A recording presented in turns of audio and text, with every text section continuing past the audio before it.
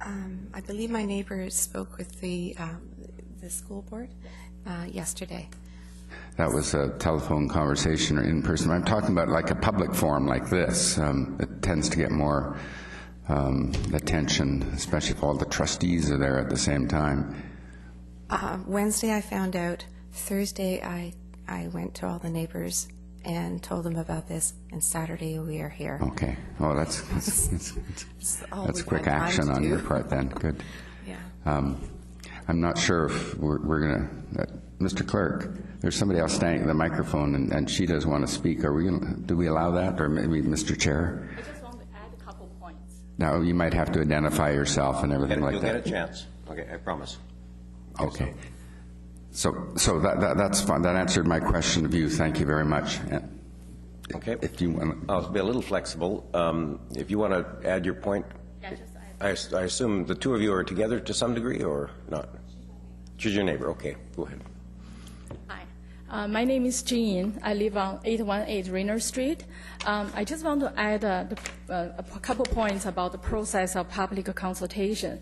I first learned about the school of going to be rebuilding the school the day before yesterday, what my neighbor told me. So yesterday I called the principal, and she was suggesting I can send some writing to the school board and to ask them to look at it. So that's what I'm going to do. But I find the way the school handles the building is very it's not very friendly to the neighborhood, because they didn't really tell us what's going to happen. Like when we received the flyer, said replacement of school, never mentioned about the rebuilding of the school.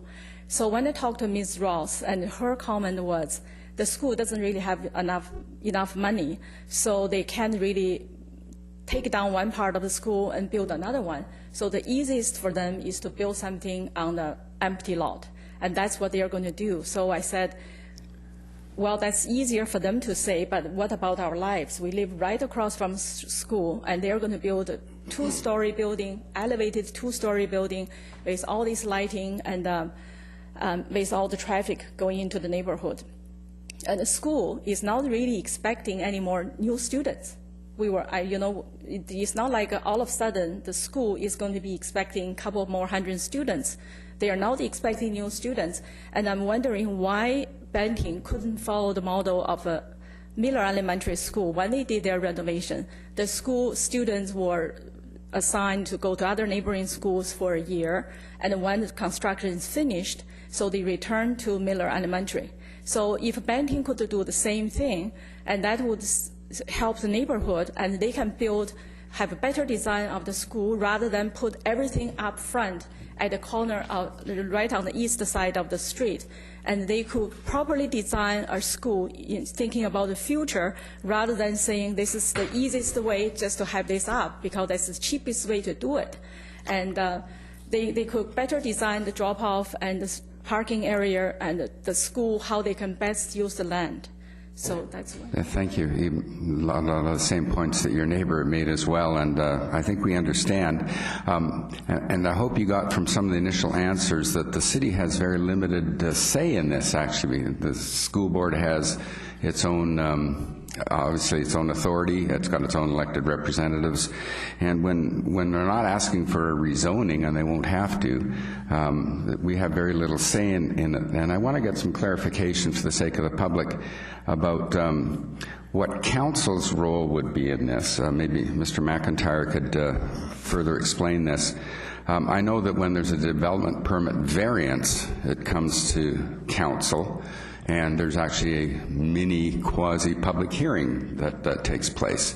And that would be a time when public such as you would come in and say, well, we don't think these variances should be allowed because we don't like the location and things like that. But maybe Mr. McIntyre can explain, if there's no variance being asked for, what exactly is the process, and does it ever come to council for anything? Your Worship, on that point, short answer, no. Unless there's a variance, That is where, if the proposed building doesn't meet the zoning bylaw requirements in terms of building height or siting or access and those sorts of things. In that case, the applicant, in this school district, would need to apply to City Council for what is called a Development Variance Permit, a DVP. Now, some council members may recall going back a few years ago with the Centennial Secondary School rebuild, as mentioned by the mayor a few moments ago. In that instance, they did have to seek a couple of variants. I think portions of the building were a little high because of the site grading, and so there was a mini public hearing, if you will. There was a notification sent out to the property owners around because they were requesting a change, a departure from the zoning criteria. And in that instance, City Council was the decision maker on that, and they come forward to Council, and Council can then hear from the applicant and from the residents around and from staff and reach a decision. In this case here, so far, to my knowledge, they are meeting the zoning bylaw requirements. But as I mentioned to Ms. Klein before, I will check with my staff just to see where it's at. And actually, if I can just get some contact information from you, I'll check with staff and just see where they're at in that process, and we'll get back to you in due course. Thank you. I have another question. I think it's for staff, and it's related to a point that the first speaker made. I think she concluded her presentation by asking for the city's help in some sort of advocate that the city would have to help advance a neighbor's cause with the school board. I've never heard such a request before, and I don't know if we have a process or a policy that would allow that, and it may well be that it opens a real can of worms if we get into something like that, but I wonder if staff or somebody can address that question that was made about appointing somebody special to help the neighborhood in their dealings with the school board. Did I interpret your point correctly, ma'am? Yes. The reason I asked is that I have a history with this. Heather Deal in Vancouver, I'm an artist, and we had a building where it was bought and we were pending eviction. It had been an artist studio area for 25 years.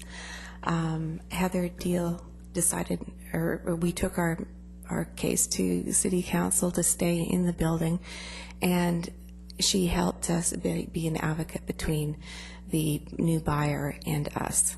And so I thought this would be... So it was the city councilor that became your advocate, yes? Yes. But, I thought you were asking for a staff person or something to be your advocate. But no, I thought if anybody would like to take the cause and help us, because... we're just neighbors trying to gather, and it's rather a daunting task to take on.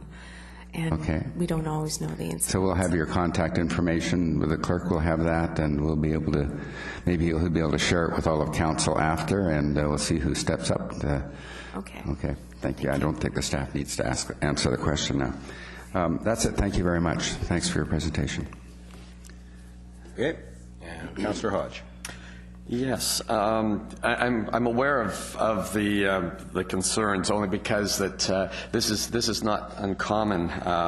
James Park in Port Coquitlam, Pitt River Middle School in Port Coquitlam, Glen Drive over here, and of course Centennial. They follow the same building method, which is build next to the school, keep both open, and then knock the existing school down, and basically flip fields, flip parking lots, whatever. So this is what in the past the school board has done, and as you said, it only comes to us if they do something that's different than is already there, such as a height change or something. So that limits us.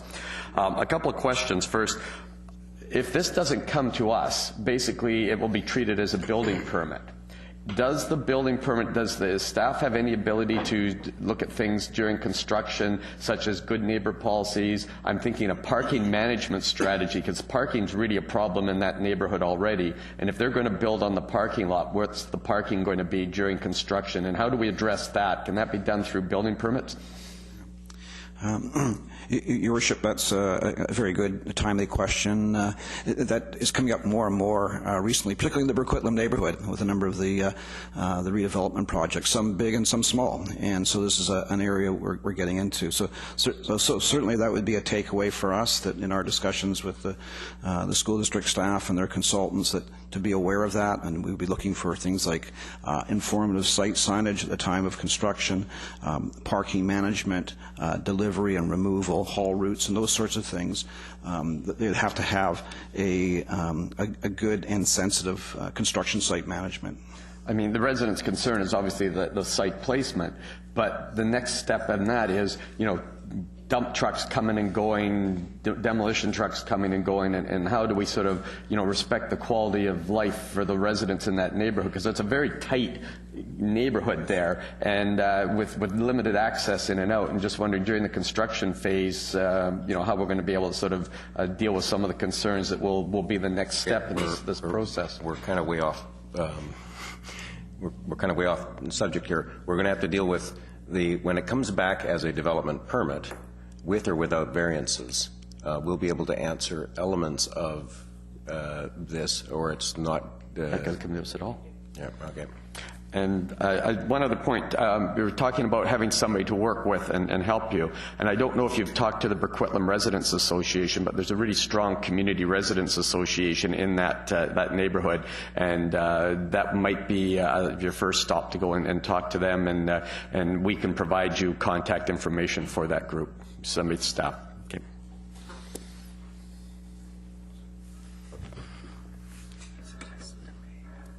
Okay. We've got Councillor Zarrillo. Yeah, I just had a quick question about the road on Rainier Street. I see a really nice boulevard there.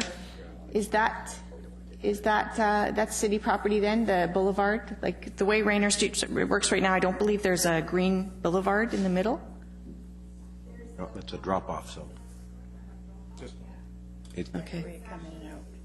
Oh, I see. That's okay. I was wondering where the parking lot went. Okay. Yeah, we won't be able to get anyone to comment from the audience, only because there's people listening at home, and I bet you they're wondering with curiosity what it is you're saying. So I will say that this is a drop-off area that's actually been developed by the city and the school board over many years, and it partly related to the fact that at one point Rainier was blocked at the end of that. The drop-off zone is one way. Wait, which? I'm sorry. Very well, okay. It's continuous street. Okay. Does that answer that? Yes, thank you. Okay. And Councillor Marsden. Thank you. Question through to staff. It's my understanding, of course, if there is a rezoning associated, at any time there's requirements that the city has in notification of the surrounding area. In a situation like this where there is no zoning, is there any requirement for notification that the city would typically impose on it? And in the event it is not there, I see us looking to have more and more of these as the seismic upgrades and in some cases replacements happen across there. Might it be a best practice that we would encourage the school district to adopt in terms of ensuring that the neighborhood is informed? Appreciate the newspapers there, and good work is done to meet that criteria. But it's more the specifics, I think, is what these residents are asking for, to say, where's the flyer at my door to let us know? So, A, is it a requirement, or B, might we recommend a best practice to our school district friends? Thank you. Your Worship, again, the short answer is no, it's not a requirement, because as the councillor has described, where there's not a rezoning, there's not a variance, it's a straightforward technical process, which is a building permit application. That said, though, I think there's a number of takeaways here, and I think the suggestion we would feed back to the school district staff and their consultants is in these projects making sure that there's early and ongoing consultation and information with the neighborhood, and I think it's something they want to bear in mind with future projects. They may have some fence mending to do in this case here, get back and have that sort of dialogue, but certainly for future projects to get out in front of that. I appreciate that, because I can look at this one and I appreciate, and we've seen some of the seismic upgrades that have been done in other schools, and some they've been able to keep them on site, some they've been able to move them to neighboring schools. This is a very specific school, and the French immersion component, they might have some more difficulty. So I think communication is the big key, and so if there's, again, going forward, the fence mending here, and then going forward for future, anything the city might do to help encourage our district friends, I think would be appropriate and probably welcome. Thank you. I'm going to stay on this topic. We have some comments from social media on a variety of topics, but I'm going to stay on this topic. If there's speakers simply to this topic, and I gather that's why you have your hand up. Yes, please. Yep.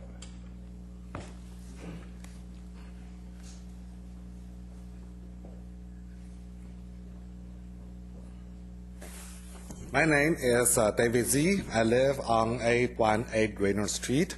I just have a question. In our neighborhood, if someone builds a balcony, there will be notices to all the neighbors to say, is that allowed? Does that disturb you? When all the neighbors say, no problem, you can build a balcony, and then the city would give a permit. And that happens to many of the houses I know. And but surprisingly, it doesn't apply to school board. So school board, once it has its property, it can build anything, and the city cannot get involved, cannot say, you should consult your neighborhood, you should take care of your residents. So I'm a resident of Coquitlam, you're a citizen, I have paid tax for 24 years. So you guys are my protectors. So I don't know how to solve this issue, but I think this is an issue. When the school board, it has the land, it wants to build a property that is threatening to us, I don't want my grandchildren to live in the smog, exhaust, since they were born. And I don't want our house value to depreciate, and then we cannot retire. And we cannot even afford to sell our house. Because when that school is right just a few meters from our house, that creates a big problem. But how can we protect us? And it seems school board is like a dictator. They can do anything. And I don't believe that is true. So here I'm asking help from your city councilors. How can we control that? Thank you. Thank you. And ultimately it comes down to this. This isn't special to the school board. Where a landowner applies to have his property rezoned, then it comes before council and we get all kinds of say. We get to tell them where to put trees, we get to tell them anything. If they come before us, if they come to the city for a building permit, they're simply required to meet the building code and our zoning bylaw, but they're not asking for a change to zoning, so city council doesn't have a say. The building code has a say, and our staff can only enforce the building code, for example. So that's where we're sitting here, is trying to simplify the process, but the landowner, in this case, is entitled to build within the rules a building that meets the zoning. And we're going to try to, what we're probably going to do is we're going to talk to the school board, both staff and the trustees, and see what alternatives they've got. We can try to influence them, but we won't be able to control them in their decision as much as you hope we would. So, okay. Just a moment, please. Councillor Reid. Yes. The other thing I don't think any of you have done, because you've probably just heard of this quite lately, but the school board, you have elected school trustees as well, and you can phone them or contact the school board office and get their numbers. And you have people on the school board that directly represent you for schools. So that would probably be some good folks to talk to as well. Okay. Are there any other speakers on this topic? Well, please come to the microphone.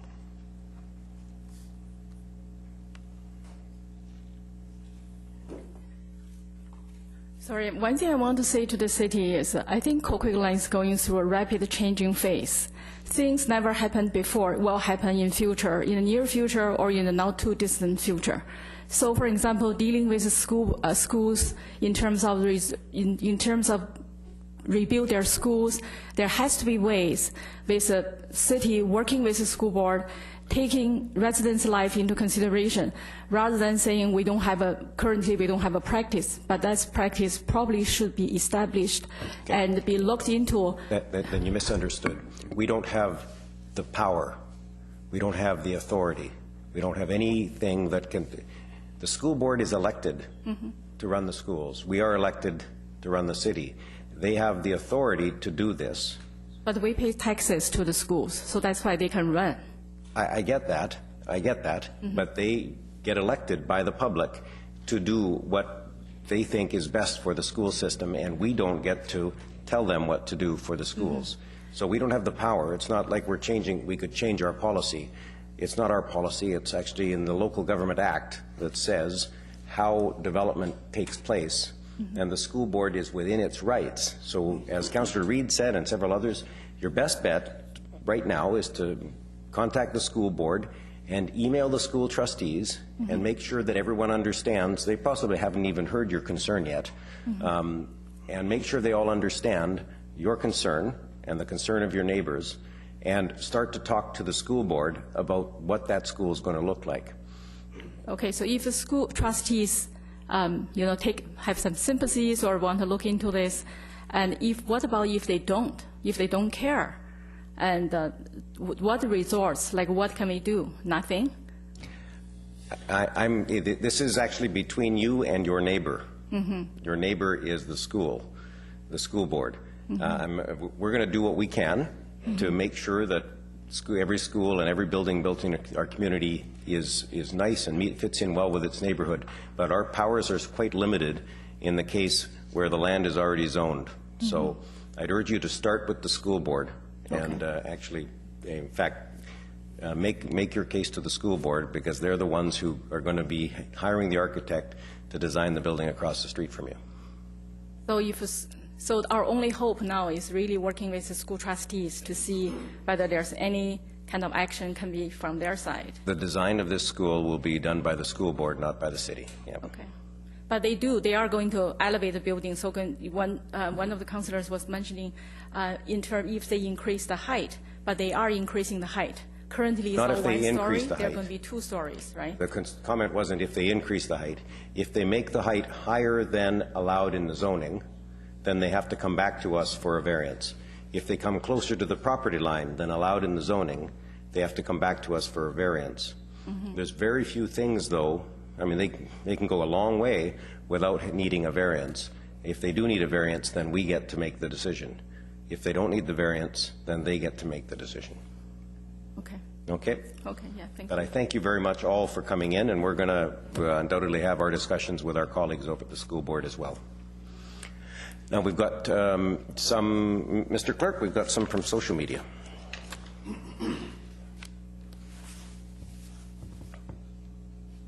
We do. Thank you, Your Worship. His first question is, why is Coquitlam creating an archivist as well as a cultural manager positions? These seem to be nice to have positions, but not really that necessary in running a city. We have many more pressing issues, such as constantly increasing taxes, and these additional costs are not the best use of our taxes. I would hope that these are contractual positions, not full-time permanent positions, and that these 2 contracts will not be renewed next year. Thank you for your time. Tom Parkinson. There you go. We should perhaps refer that to whichever one of our staff members originally made that recommendation to council. Mr. Clerk. I'm happy to speak to the archivist position. The archival program was established a few years ago. I can say with all certainty that it is exceeding the expectations of what our proposal was, that we're well in advance of the work plan. The archives is full. We just met the other day, and the number of projects going forward that the community has asked for and asked for participation in is beyond what the single person can do. What I would suggest is, for some people use pools, some people use parks, some people use other elements of the city, and some people use archives. Very few people use all of them. And what we try to do is provide a range of services that meets the needs across the community. And what I've seen and what all evidence shows is that the archival position, for example, is well used, and the take-up has been significant across the city. I'll let Mr. Alueva speak to Mr. Alueva on the cultural manager. Yes, thank you, Your Worship. Yes, the city's role in arts, culture, heritage is significant, as has been discussed in our draft and now final draft of our Parks, Recreation, and Culture Master Plan. There's significant work and effort in the arts and culture area. We have partner cultural organizations, the Heritage Society, obviously Place Maillard, Evergreen Cultural Center. We work in many areas of arts and culture and community heritage. It is an area growing in great way in terms of many of these groups asking us to better coordinate and expand services. And that's something we're looking at in terms of the total range of the program. We are currently involved in the Arts, Culture, and Heritage Strategic Plan. An awful lot of work that we need to do in those areas around managing our arts, culture, and heritage, which include everything from public art, cultural festivals and events, all of our major community events, Canada Day, Highland Games. Council is supportive of local events as well. Our work with the library, which is very important, performing arts, visual arts. It's an area of very, very great importance, and to date has not had a specific position for managing that area. And with Council's support, we believe very strongly that this area requires the support of a position, and Council did support that. And we will definitely be bringing more work from that area forward, in particular managing our relationships with the cultural organizations. Thank you. I will say that every budget time, in fact, throughout the year, all of Council gets requests from all across our community for more sports fields, more tennis courts, more parking areas, more everything. And we also get comments from the same people in many cases that we don't need some of the other things that other people are commenting for. So this is, Council has to balance all of those priorities. We make a decision. Sometimes individual decisions aren't unanimous, but the decision was made to add an archivist and a cultural manager, largely because I think of the way in which our community is expanding, but also we're approaching our 125th anniversary on the archive side, and we do have, there was, I think, some measure of work that was being done by individual people within City Hall to handle archives, and consolidating some of those corner of the desk efforts into one position was seen as a good thing to do for a city our size at this stage in our history. Councillor O'Neill, I think, on the cultural side. Yeah, well, thank you. Actually, you said just about everything I wanted to say on the cultural side, but I can assure the correspondent that we always have in mind trying to balance the provision of services that so many people are requesting and keeping a tight rein on budget growth. And the last budget we passed, I think, was the 5th budget in a row in which the size of the increase decreased. So we're headed in the right direction on tax growth. It has been increasing every year, but that size of that increase keeps going down, and even as we add more services. So that's a balancing act, and the last budget was approved unanimously. I think most of us were pretty pleased with the balance that we did achieve. Thank you. Okay. Mr. Clerk. This question is from Lydia Cheng, and it's, when can we have water meter installed and be charged based on how much water we use? It is just so wrong to let people abuse the resources we have. We have a toilet rebate and a rain barrel sale. Why can't we have water meter installed? Okay. Mr. Diozegi. Thank you, Your Worship. Staff has been working with the community for a number of years now on the issue of universal installation of residential water meters. We have found to date that the installation of such meters and the cost associated with the maintenance, the reading, and ultimate replacement of those devices perhaps exceed the potential savings in this respect. We have also found over the last several years that the most effective way of conserving water is implementing and enforcing the water restrictions as per Metro Vancouver throughout our region. With the recent introduction of only once per night lawn sprinkling regulations during the summer peak seasons, we noticed a very easily measurable drop in the water consumption. And based on comparing values, staff's recommendation to council is still not to install residential water meters. At the same time, I'd like to mention that for non-residential properties and for some of the non-single-family residential developments, we do have, or we can have, water meters installed, particularly when it comes to larger water consumers where the payment for the water is based on the water meter readings. But again, so far, the most cost-efficient way of saving water is by regulations and the enforcement of the regulations. Okay, and I'll ask the question that she didn't quite ask, but it may have been intimated. The possibility of optional water, people to opt into a water meter if they feel that they're significantly below the average consumption.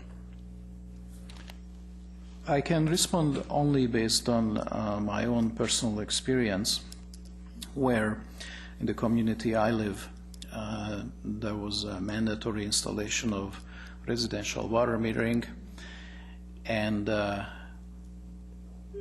for all practical purposes, the cost of the water meter installation, even if it's amortized over 10 or more years, the cost of the water meter reading, the cost of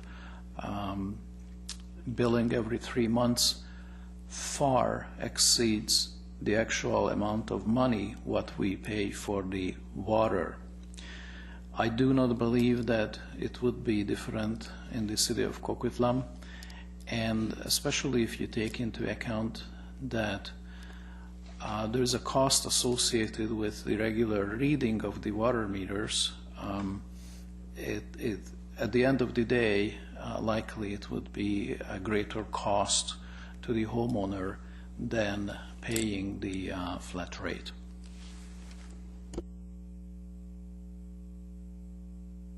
Okay, sorry.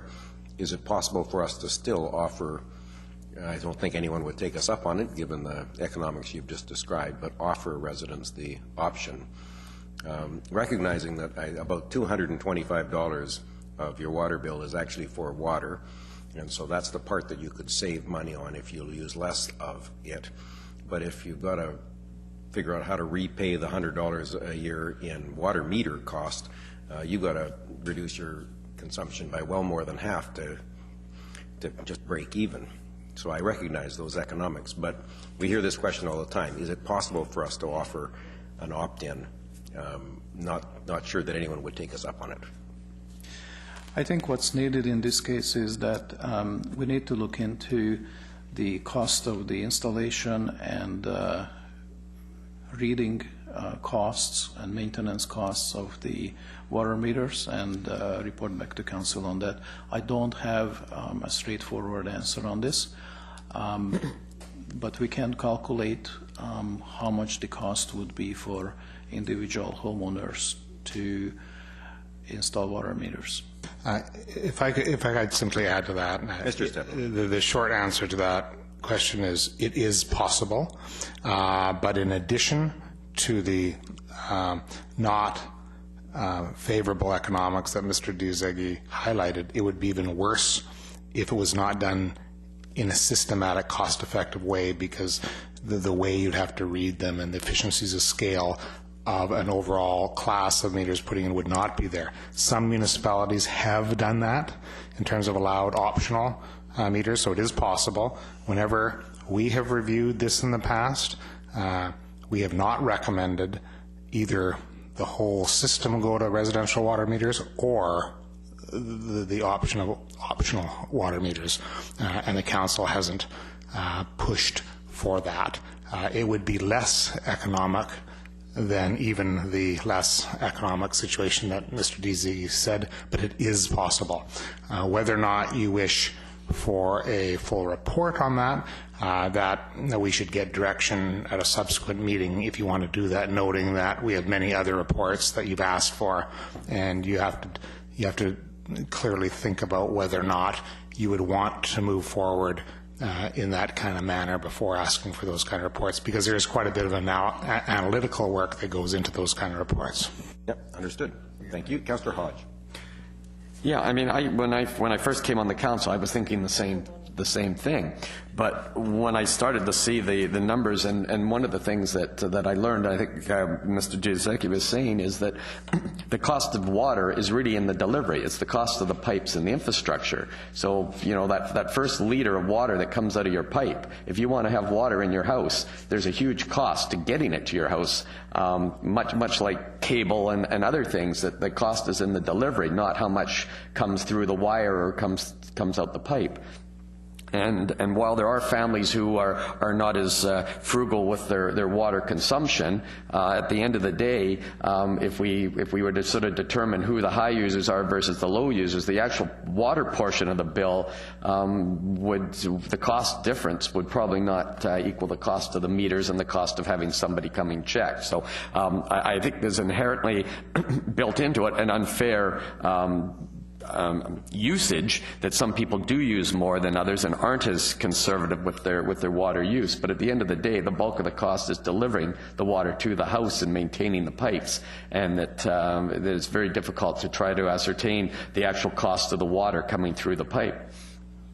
Have I sort of got that right? I mean, that is absolutely correct. I would go a little bit further in terms of we can achieve much greater fairness by both the publicity and the regulations that Mr. Digizigi indicated, and in terms of adjusting the overall costs per rates. If we ever allowed voluntary water meters, I can almost guarantee you most of the pickup would be by apartment block, because when you add up all what the individual strata owners deal with on their flat rate system, if an existing strata total complex opted for a meter, if we allowed that to be, that's where big savings would happen. We have recognized that issue, and Council has approved a multi-year program to try to adjust that, and I believe that is the avenue of more fairness and more productivity, and trying to adjust those costs in a more effective way. But that would be the other thing that I would highlight, is that that's the likely effect if you did opt for voluntary meters. The apartment blocks and the strata units of the strata unit would be the ones that would have the most to gain by that. So they would gain. And I'm just trying to remember, I know businesses, do all businesses, are they on water meter, or commercial business? Some businesses are metered, correct? Is it, we do some metering? They all are. All industrial and businesses and commercial establishments are. Maybe Mr. Z could elaborate on that. Yes, this is correct. All industrial consumers are metered. We read the meters and we bill accordingly. There is obviously a wide variation of water demand and usage, industry by industry, building by building, and that's why, in order to create a fair system of paying what you use, we meter all these properties. Because they're not governed by watering restrictions, and some of them use water as part of their manufacturing, so they are on a user pay then. Absolutely, yes. Okay, thank you. Thank you. Councillor Rasmussen.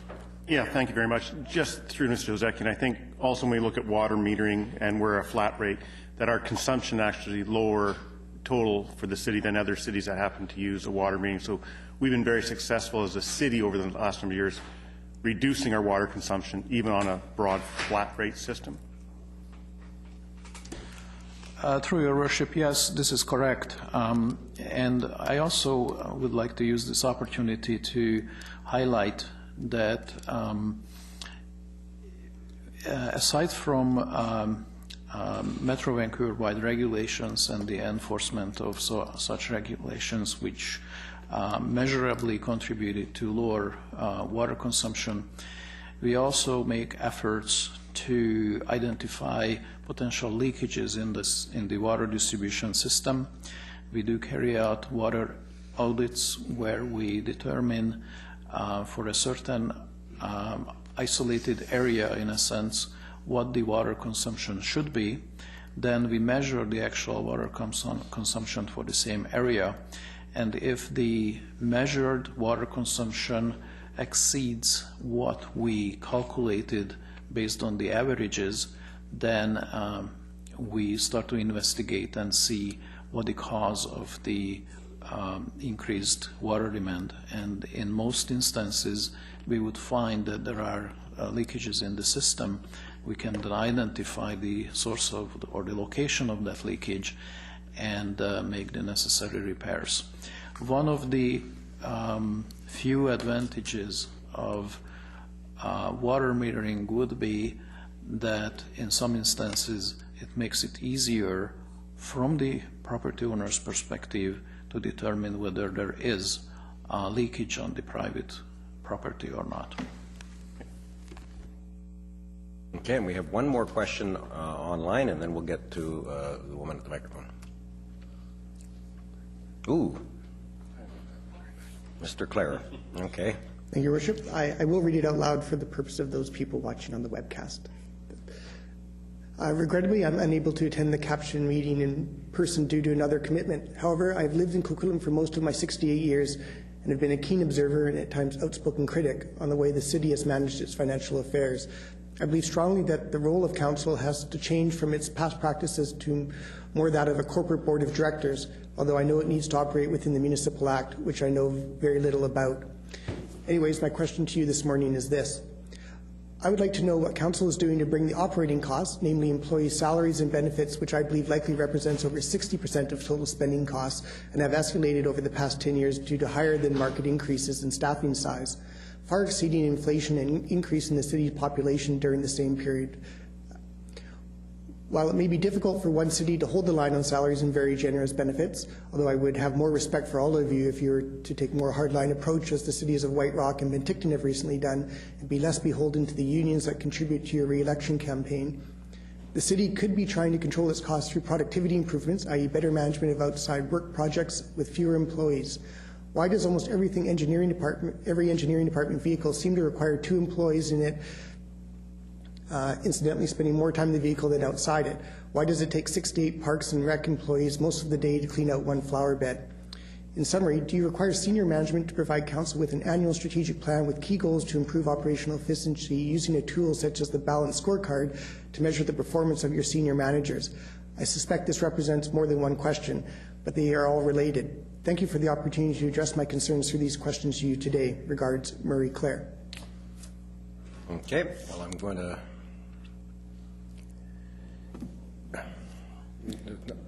Not many ways to start this. The scope of local government continues to increase. We keep getting added responsibilities. For example, a court judgment that made it so that we had to bring in some more clerical staff at the RCMP building in order to handle a different the court's view of disclosure requirements, meaning that everything had to be typed up, whereas before it didn't have to be. So those kinds of challenges are big. White Rock actually had the same QP increases as everybody else in the region, I believe, and I think most members of council didn't get contributions from unions on their election campaigns. I don't know that that's an issue in any case. In fact, I don't believe it is an issue. But I'm going to go on the efficiency side over to the city manager or deputy city manager, because we have done some good work in that regard through cyclical reviews and such, and perhaps a quick explanation of that. Yeah, I'll certainly start and take the last issue. We definitely do annual strategic plans. We have a hierarchy of strategic plans, not only overall strategic plan which deals with the higher level vision and missions, but we have business plans which every year we highlight up to 30 to 40 key priorities. We measure those 3 times a year, and we give full updates to council on that 3 times a year, measure those kind of things. And there's a host of other plans that we do and report out on. So I'm actually quite proud of the planning efforts that we do in strategy type sessions here in the city of Coquitlam. And so the community should rest assured that we do a whole host of issues along those lines, and that includes a whole number of measuring and reporting out systems and accountability measures on that end. I think it is appropriate to talk a little bit about the difficulties in terms of negotiating and coordinating between different municipalities. And I asked John Demont to sort of just touch on that very briefly to the extent that he can. And then I would open up to whether or not Raul or Joseph Diazegui would like to comment a little bit on the productivity measures, because there's a whole host of issues that go into those kind of aspects. But just perhaps some of the other staff could comment just on a couple of those issues. Thank you. On the issue of wages, we experience both the internal and external influence in terms of what drives our wages. It's actually largely more externally driven than internally.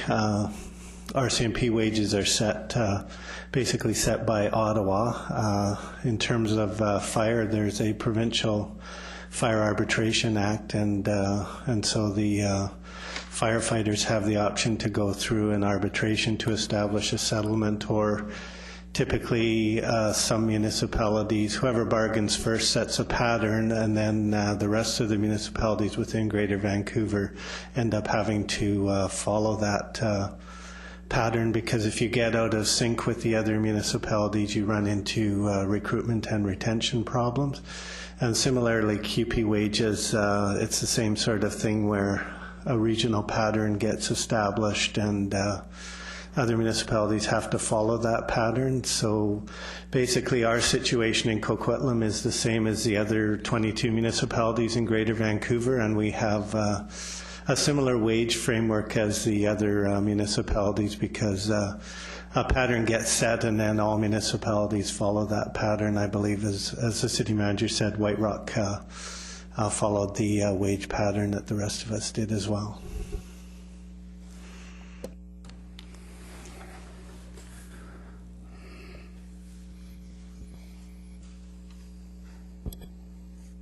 Okay.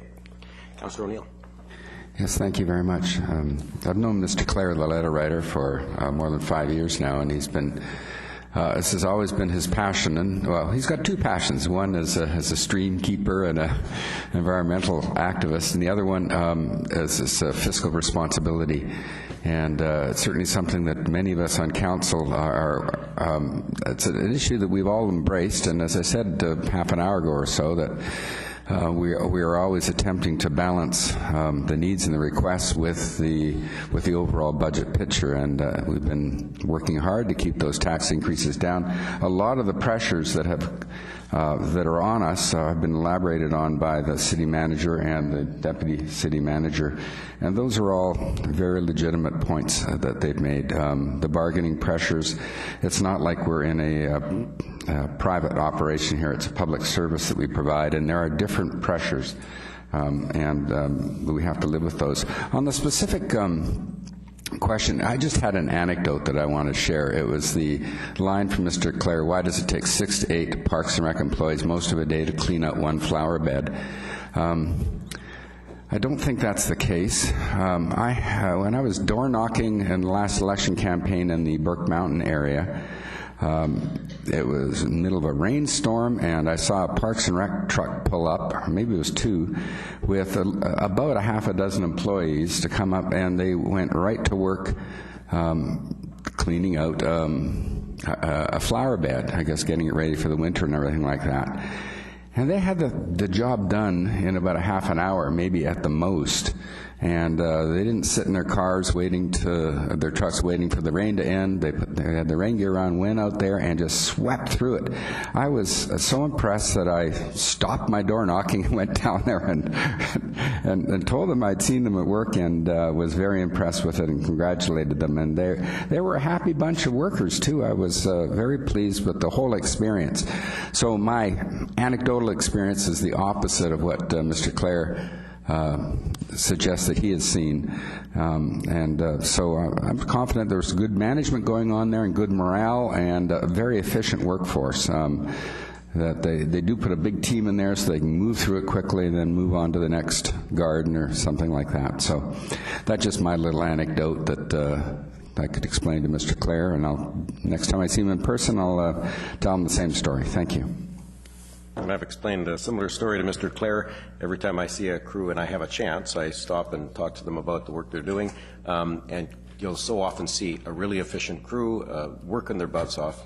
The anecdote about leaning on shovels may have applied in decades gone past or something, but at least it's a caricature today, I think, of a lot of public workers. The workers that I see in our community are just they're proud of the job they do. So, thank you, Mr. Clare. And that's it. Ma'am, step forward, please.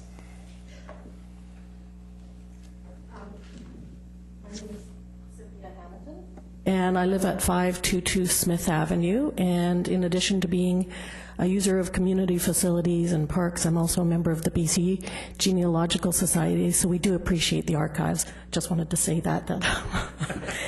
I came here with one question, but being here has brought up a number of others. Am I allowed to ask more than one question, or do I just get one? No, we'll just answer the one, though. Okay. Okay. I'll start with the one. I'm going to push the button right now. You can ask as many questions as you want. Okay. I'll start with the one, and it's a pretty easy one. I live in the Coquitlam area, and I am a member of the Coquitlam Community Association as well. And one of the questions I can't seem to get answered is, it's not just for Coquitlam, but all the stations. When is the restricted parking going into effect? It's a problem in Coquitlam, but it's also a problem here, just about everywhere where the new stations are going, and I notice it's starting to become a problem, mostly with the workers at this point, but it's starting to become a problem in other areas. So I'm just wondering the timeline on... We're anticipating that when SkyTrain starts, we will see commuters trying to find parking in the vicinity of the stations. The restrictions aren't in place yet because the commuters, the smart ones aren't trying to get on SkyTrain yet. Yes, at this point I work down at Brentwood, so I've seen this at Brentwood, at Lougheed, all over the place. So I realize we're going to have to do something. When are we doing it? Actually created some additional parking, temporary parking, primarily, I think, for the workers, because we had to get them someplace to park while they're doing their job. The parking restrictions that are... Mr. Steblin, on the parking restrictions that are down there. The very good question, and we are very focused on that, and our engineering department is reviewing that precise issue, and we're rolling it out in a number of phases. I don't know whether or not we're on 3G or 3F right now, Mr. Duzigi, but rest assured that we are very focused on dealing with a plan so that when the SkyTrain opens, we're not inundated by commuters from other communities. But perhaps Mr. Duzigi can highlight a little bit more the status of that particular review. Through your worship, currently we are actively working on a terms of reference for a parking study focusing on the upcoming Evergreen Line area. We have already drafted a council report outlining the highlights of these terms of reference, which will address the parking situation and parking management options and plans for the Evergreen Line station areas. We will have a discussion in a committee and council meeting in the next couple of weeks with council to make sure that we cover all angles of this issue before actually issuing the call for proposals from transportation consultants regarding the study. The intent is very, very clear. We need to be ready by the opening of the Evergreen Line, and we are well aware of the issues. in the older areas, in the southwest areas of Coquitlam, the parking issues currently and in the future are certainly more challenging than in other areas like the city center area. But the study will include a proper survey of the currently available parking opportunities versus the forecast demand. We are very well aware of the fact that if we don't optimize by the opening day of the parking, then we will run into major issues in all neighborhoods all around the station areas. So we also have, as part of the study, a variety of traffic management, parking management tools that could include from kiss and ride opportunities to longer-term parking opportunities, shorter-term parking regulations, and in some instances managing parking fees so that we can optimize the parking. Again, it's very challenging. I anticipate that sometime before the end of this year we will have a plan. We will share this plan both with council and the community, and we will be ready prior to the opening day of the Evergreen line. Thank you. So my next question has to do with the school, which I don't have children. My grandchildren go to school up somewhere, Burke Mountain, I don't know.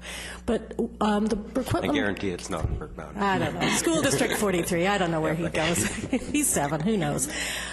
Anyways, however, the Coquitlam Community Association meets at Miller Park School, and many times my husband and I have been waiting for the doors to open, and we witness drug things going on. Is somebody doing something about there? Like, would it not be more of a challenge for these neighbors, or more of a solution for these neighbors as part of their thing, to start getting on case of the school board to have them stop this, take them to court and be proactive? I don't know. Is anybody doing anything about the drug deals that are going down at Miller Park School? Superintendent Maloney, have you solved this yet? He's been here almost a week, I think. Well, maybe he doesn't know about it. I don't know. I mean, we've sat there and witnessed it. But I don't know if anybody's aware of it, or is it just something that we see at 7 o'clock in the winter, dark? Well, typically, under those circumstances, if police are doing something actively about it, they can't tell you. And, okay. Okay, so, but I appreciate you bringing it up, because I'm going to follow up and find out. Okay. And then my third point from all of this to do with... Just 1 second. Oh, sorry. 1 second. Councillor Asmussen. Just for your information, the City of Coquitlam embarked on a crime reduction strategy a long time. So we have a crime analyst, that all the information goes into a crime analyst, and we have teams to deal with hotspots and deal with crime in those areas. So reporting it through the RCMP, and they will make sure that they know about it. They will be setting up and dealing with the issue. But we've been using that crime reduction strategy for a number of years, been very successful at it. But you have to report it and make sure the RCMP knows about it so they can put that in there. Yeah, I don't think in this day and age of people getting shot, I really want to report with my name. That's my issue. If you don't report it, we don't know about it. So your name's all confidential. It's not going to go out anywhere. You can talk to Brian Menzie. Ma'am, this meeting is being webcast. After the RCP, you can talk to him. Okay, so for the gangs out there that I know exist in Coquitlam really well, I'm just hypothetically saying I've seen them drug dealing in Miller Park School, in the back parking lot where it's dark in the winter. That's all I'll say. Okay, and this meeting is being webcast. Excellent. Your call to the RCMP won't be. Let's hope that gang members aren't computer literate. My last thing was just apropos the water meters. Would it not be prudent and a little foresightful to make it mandatory for new stratas to put in the meter, even if they're not using it right now, but just make it part of the development process, rather than try and make it, while they're still discussing voluntary in that, you're getting new stratas all over, certainly Coquitlam, and densification will presumably occur around every SkyTrain station, would it not be prudent to just make it mandatory for all the new stratas to have a water meter, whether they're using it at this point or not, and then that way down the future we could presumably use it? Stratas are going to be the highest use per capita of water. No, they're the lowest use per capita. They're about 25% of the use of... Oh, so they're, okay, but aren't there They're more... going to use less than their fair share. Really, do they? Yeah. Our strata's always complaining about water use with the hot water. But anyways, just wondered if it wouldn't be prudent to require them to. Well, we can one on your building. Yeah, it actually is very interesting. I am right now dealing with a developer who owns a building that will be a future strata, and he has lodged a significant complaint with me, and his water bill this year, because he hasn't sold the strata units, is $200,000, and he actually forgot to, there was a staff turnover and they didn't pay the bill, so they have a penalty, and that's what led to that. If we end up doing voluntary meters, as I said earlier, it is those kind of buildings that have the most to gain, because as the mayor said, that they are much lower water users than single-family homes. We are trying to address that in some kind of fairness, equity way, and as I said earlier, Council has approved a 5-year program to address that, to make it somewhat more fair. But we go back to our earlier comments that the fundamental efficiencies of water metering costs at least 25% more than what you would save on an aggregate manner. So is fairness and equity in terms of distributing the cost worth an average increase of 25% to everybody? That is the fundamental question that we struggle with, and what we've always decided up till now is that it's probably not worth it. And that gets into productivity of society in general. I guess I'm just wondering about 25 years from now. We all struggle with those issues. Thanks. Yep. However, Council will have changed by then. Councillor Zarrillo. Yeah, I just thank you very much for those comments, Cynthia. And I also just wanted to mention about the discussion that we're having today on water is about the economics. But really, there is the opportunity, we've opened the conversation about the fact that it could be about water conservation in the future. So I know today we seem to think that we have endless amounts of water and that it's all about how little we need to pay for it right now. But in anticipation of what's coming in the future, we should think about water conservation, and there may be a need at some point to have these water meters, and if it can be put in now while it's more economical, that would be great. But just to think about it for the future, I don't think it's going to be an economic question in years from now. If we look at California, it's going to be about actual water conservation. Okay, and another one from the audience.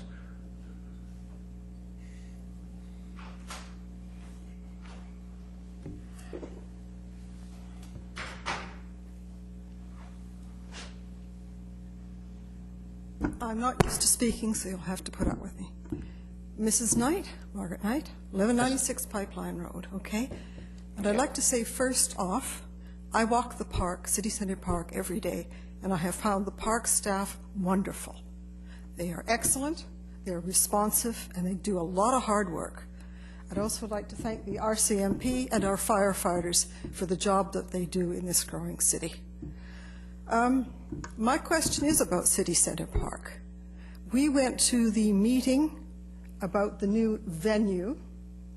We came away with the feeling that this was very much a done deal, and it was pushed by the different cultural associations. And reading the newspapers, I'm beginning to have this feeling that it's a stronger and stronger feeling that our input was not welcome. We were put down. In fact, I had one young gentleman from the Parks Board say to me, the city is entitled to do whatever it likes with its own lands. This is not addressing the problem. We are going to have a venue there. We are discarding even more green space. It has been put forward that because of the densifications, our park is not a public park. It is a developer's backyard. Can somebody address this? And I would like to congratulate Ms. Reid for her concerns about the dog waste in the park and the dumping that is occurring. I don't think cameras are the answer, but I do think regulation and more boots on the ground and fines perhaps will help. Thank you. Thank you. Appreciate it. Yeah, I think we've all got a concern about dog poop in parks and trying to make our parks as usable for people as possible. Yes. Thank you. Is there anybody can address the program of why? Mr. Alueva. Thank you, Your Worship. Well, first of all, I certainly pass my apologies to the speaker. I don't. Our staff, we take great pride in consulting openly, and if you were made to feel like the city has an intent to do whatever it wishes to do, I don't think that's the case. So I want to pass that along. Our consultation process does often yield lots of interesting and varied opinions, and there's lots of discussions and lots of viewpoints, and perhaps at times it may seem that things are not being heard. I can certainly tell you that our staff are hearing very loudly from residents in the area that there are some issues they'd like heard from the city around the event site. We did present those issues to council recently in a committee forum, and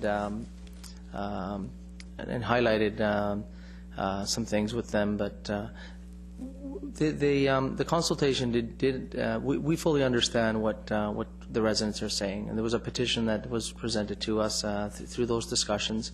The community has advised us they're concerned about noise and traffic and the kind of impact that concerts might have in the park. We're very much aware of that. We did have council support late last year, on the Town Centre Plaza project. This has been something that's been identified for many years in concept, because it is our prime venue park. It is our prime city park. It is at the end of the SkyTrain line. Therefore, it's seen as a location where we hold all our major events, and it would seem to us, and certainly to council in supporting that project, to go forward to design. So they support us moving forward. There's some funding that's been set aside, and we've proceeded to go ahead with a conceptual design. And we are hearing from the community on things like traffic and noise and the location. So we are trying to work through a design process that would then bring that back to council to look at the final, and council will have the final decision in this chamber around the final design and the final approval and the budget. So that does have to come forward. We have certainly heard loud and clear, and we will be reporting back on how these issues can be understood and can be addressed if possible, and that would be a public report. I have another question for the gentleman from the Park Party. I noticed from the paper that you said that the problem of noise would be regulated. Now, the problem with that is we have phoned the Parks Board about some of the noise of some of the celebrations in Glen Park. I got two answers. The first one took me aback. It said, if you don't like it, move. The second one was that, oh, well, we can't wait until these people have their own venue. Now, was this, as I said, and so thirdly, we have Perry Percy's Stadium that sits vacant. When I brought this up at this so-called meeting, I said, well, why can't we use the existing Perry Payson? Yeah, it's already built. It's not going to cost us. And I was told, oh no, we can't do that because it was too expensive because we put AstroTurf down there. Yes, Your Worship. Again, a response such as move, that's not acceptable, and that can't happen. I'm hopeful that those are not the comments from staff in any department, and I apologize. We do have events through the city that occur, and some of them in the past, and I'll say in the past, we've been made aware that I think there's a number of them that were louder than we wanted, and the next year we really put our foot down and began to understand a little bit more the impact. Insofar as the actual venue we're thinking about in terms of the plaza, it's not intended to be a stage theater, for instance, an outdoor theater that is functioning as a stage at all times. It's actually intended to be intended to be a plaza that can easily and effectively accommodate seasonal events, community level size events, small, and that at other times it would actually function as a very nice public space in the park. It would be fitting the landscape. It would have green areas around it. So it is not intended to be a purpose-made theater. It is intended to function as a multi-use space that can accommodate small community events and productions. And we're looking to see what that kind of program would yield. With the city's role in understanding the audio, for instance, we could certainly manage it. It really depends on the audio system that you use and how you manage that. So there are many things we're considering, Council. We lots of comments around what we can do to make sure that the impacts around noise. We will obviously have heard that people do not want night events that go deep into the night. We agree with that. We will be reporting out to Council on how we manage, if Council were to support it, what are the guidelines that we would put in place to effectively manage the operation of that kind of a community facility so that it doesn't give the community concerns. With respect to Percy Perry, I should note Percy Perry is an investment the city's made in terms of that facility. It's an expensive facility in terms of the artificial turf. We manage that asset as best as we can. Some events challenge us in terms of the potential to impact the turf. And when you look at small community events, they really are not appropriate. They couldn't really be held in Percy Perry as a really kind of meaningful small venue. So there's different applications of our facilities that we need to look at. As I said, I use the park every day through all seasons, and I have never yet seen anybody in Percy Perry Stadium. Occasionally there might be something. This is it. Also, you mentioned noise management. Okay. I talked to the Parks Board. Then they said, this is not our problem, it's bylaws. So I phoned bylaws. They were told, oh yes, we have bylaws about noise, but usually we give any events a noise exemption. So that sort of negates any problem or any sort of managing noise. Is this going to be the future? And Your Worship, I'm a little bit a bit concerned about some of the comments that you're telling us about the responses received by staff from staff to you. Events held in a park, formal events that we issue permit for in a city facility, are our responsibility. Parks, Recreation, and Culture own that responsibility. And I want to make it clear we have to manage the users of those facilities, and if they don't follow through with if there's a permit issued and it's saying you have to finish at 6 o'clock and you can't have speakers, and if they have those speakers, they will not come back. I want to make that clear. We are not going to the bylaw enforcement group. They enforce bylaws generally throughout the city in many areas, but when it comes to events that are permitted by the city in parks, in park facilities, it's the Parks and Recreation Department that we take the responsibility of ensuring that those meet our requirements. And if those requirements include certain operational needs around audio, around parking, around staging areas, and how those are managed, if those are violated, that group would not come back. Or they would only come back under very different circumstances. Our first intent is to protect the surrounding public and to make sure the event and festival is engages people in a way that doesn't impact others. So I certainly have no issue if we can certainly talk to you around the discussions you've had and put you at ease that this is our responsibility, not bylaws. I will share a funny anecdote. When one year we had I think it was the Teddy Bears picnic. We live abutting the park. We were absolutely blown out of our condo by Puff the Magic Dragon. That's how loud it was. So you can appreciate our concerns. Anyway, thank you for answering some of the questions. Councillor Zurillo. Yeah, I just had some comments to make about public input and the use of public input.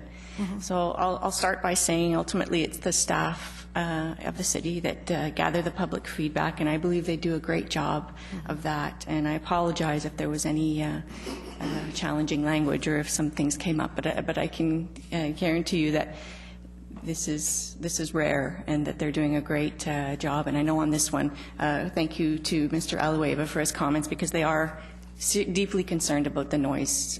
They heard it loud and clear from the public feedback.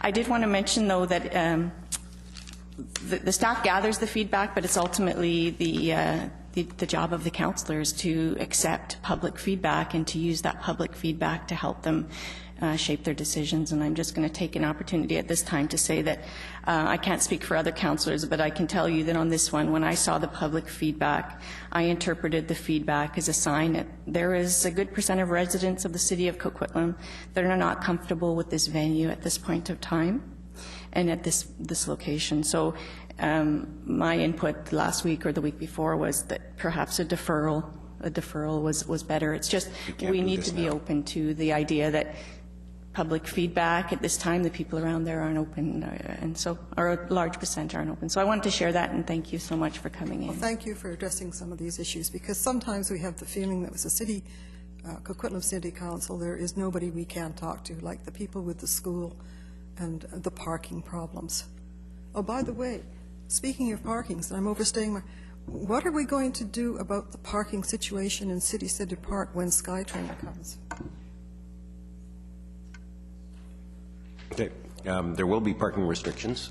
Obviously, any commuter that wants to use it to go downtown won't be permitted, unless we've taken that into account. There will be parking restrictions. We're developing a parking management plan to deal with the inevitable result. Yes. Particularly if the plebiscite fails, then we will also end up potentially with fewer buses connecting to TransLink's new SkyTrain. So it will necessarily require more cars and more parking in our city centre and around those transit stations, and that's a recipe for disaster. So we're hopeful that the buses are there, but if they're not there, it's a bigger challenge. Thank you very much. Thank you, Ben.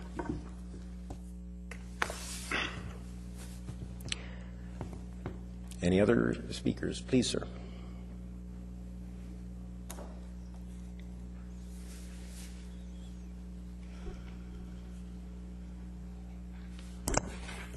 Hi, my name is Ray LeBrun. I live at 1779 Foster Avenue in Coquitlam. And I have a concern with the tennis courts up at Hickey. Our tennis club, the Coquitlam Tennis Club, operates out of Pipeline Road on town center courts. And our club has expanded so much. We've asked for more courts. The city doesn't have the money to do that, so we're now renting part of Hickey to try and fill our needs, which is great, except that the Hickey courts are in such bad shape that our players don't want to play there anymore. At the beginning of the month, we asked the city to clean those courts because they're on a reservoir, they tend to build up moisture and they become black and mildewy and slippery. So beginning of the year, I asked Kevin Powell, could we get those clean? They're still not clean. So my guys are saying, well, we got to go somewhere else. So my question is, what is happening with Hickey? The Hickey courts are the only courts in West Coquitlam, which is where I live, that, there's more than 2 courts where you can actually hold an event. Why is it that the city is letting those courts go downhill to the point where they will be not usable anymore? That's it. I think I'm going to throw that to Mr. Alloway. I love that question. Thank you, Your Worship. We have an inventory of tennis courts in the city. We have spoken with members of the tennis club and other tennis users. We are aware of the request to enhance the facilities that the city has. We've got a number of facilities, outdoor and indoor.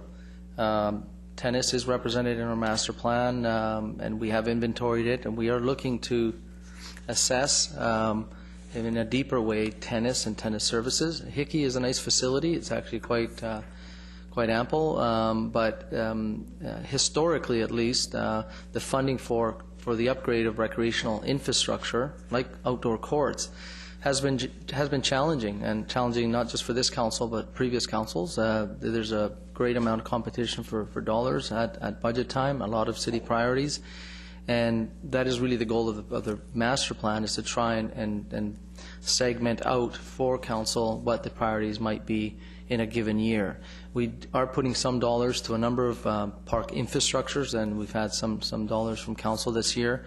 I don't believe that's been earmarked for Hickey, but I was not aware of degrading quality yet. Like our inventory didn't show that it had degraded to the point where it's impacting the tennis club, and that's something I need to be aware of, and our group needs to be aware of. I certainly talked to Mr. Powell, and I will follow up on the operational work that may be done there. But I want to make it clear that the tennis area is something we are looking ahead to. We are, as you may be aware, our People's Court facility is it's owned by the city, but it's operated through a third party. That agreement is coming up for review, and it is an area. Tennis is an area that we've got certainly a goal of doing a strategic review in the future, and we'll be looking more deeper into tennis and tennis services. There are some challenges because some of the tennis facilities are on reservoirs and reservoir facilities, which then have a different layer of regulatory control because of water quality safety, and that does challenge us. And we've been working with Engineering Public Works to make sure that the upgrades we can do and we can do meaningfully, and that they don't impact the utility. These are all issues that we'll be looking at when we review tennis. But I guess in the immediate, Your Worship, in the immediate, to answer the immediate question, we'll immediately look at Hickey and see if there's playability issues with this that you've raised. I'm committed to looking at that immediately. In terms of long term, we are looking to see if we can bring forward a more strategic review of tennis in the coming upcoming cycles of our business plan in next year or the following year, depending on its priority, and that review may or may not lead to a determination of expansion or of service. That I don't know, and that really has this service, like all other 18 areas or 17 areas of the city's services in Parks, Recreation, and Culture, has to be right sized and right quality for this community, and that's what that review will look at. Okay, I just have one response to that. Like, I've met with your city staff regarding Hickey, trying to get this resurfaced at least, because I don't think those courts have been resurfaced in the last 15 years. And if you don't resurface a court, eventually it becomes so bad that you've got to tear out the asphalt. Now, the response to that was, we're waiting for the master plan. We're not going to do anything to Hickey until there's a master plan out. So from what I hear, the master plan is out, but there's no specifics as to what they're going to do. Like, I mean, I've been coming here for 5 years asking for more courts, and they say, well, we can't do anything till we have the master plan. The master plan is out, and yet I see no specifics as to what's going to happen. It's just, we're going to study, we're going to study.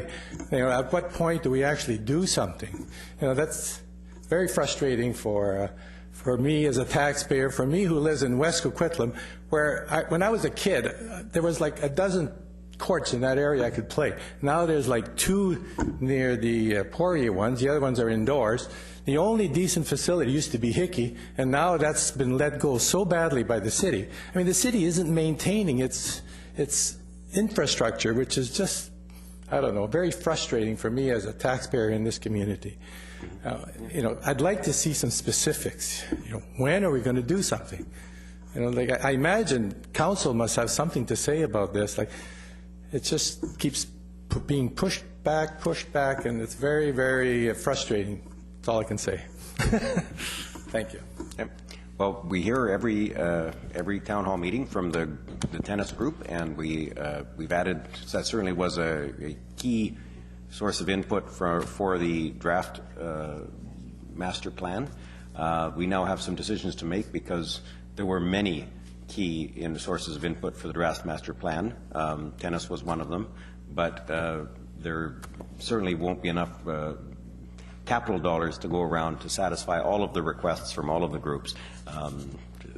But your persistence and your determination is admirable, and I thank you very much for coming again.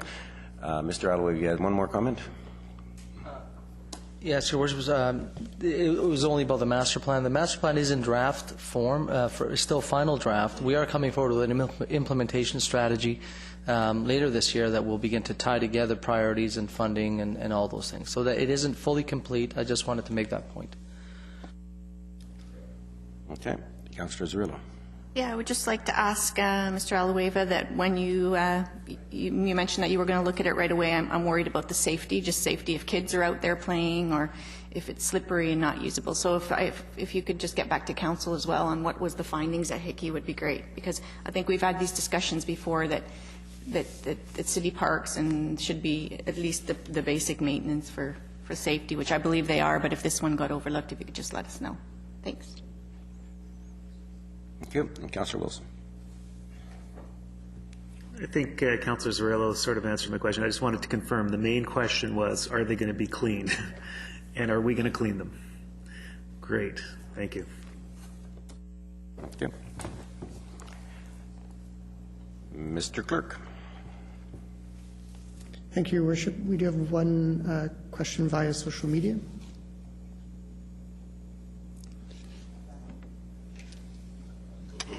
This is, we don't normally excerpt from emails, but this is a very long, almost full-page email, so we've pulled it down to the key part of the questions. This is from a resident named Nina Budev. We have a beautiful community and gifts of nature. The education and shifts in mindset is what, in our opinion, is missing. We feel what would benefit the community is more education of diversity. Diversity social education throughout the community, and especially for school administrators, can help bridge home and school for younger children and have a better understanding of families beyond the surface of judgment. We find children are more able than adults to embrace culture, more support for collaborative works, cultural exposure, and simply sharing. We need intentional leadership, funding, and support for diverse projects, culturally educated people in positions to help lay solid, positive pathways. We need the media and programming of our community to also cover and connect with more diversity.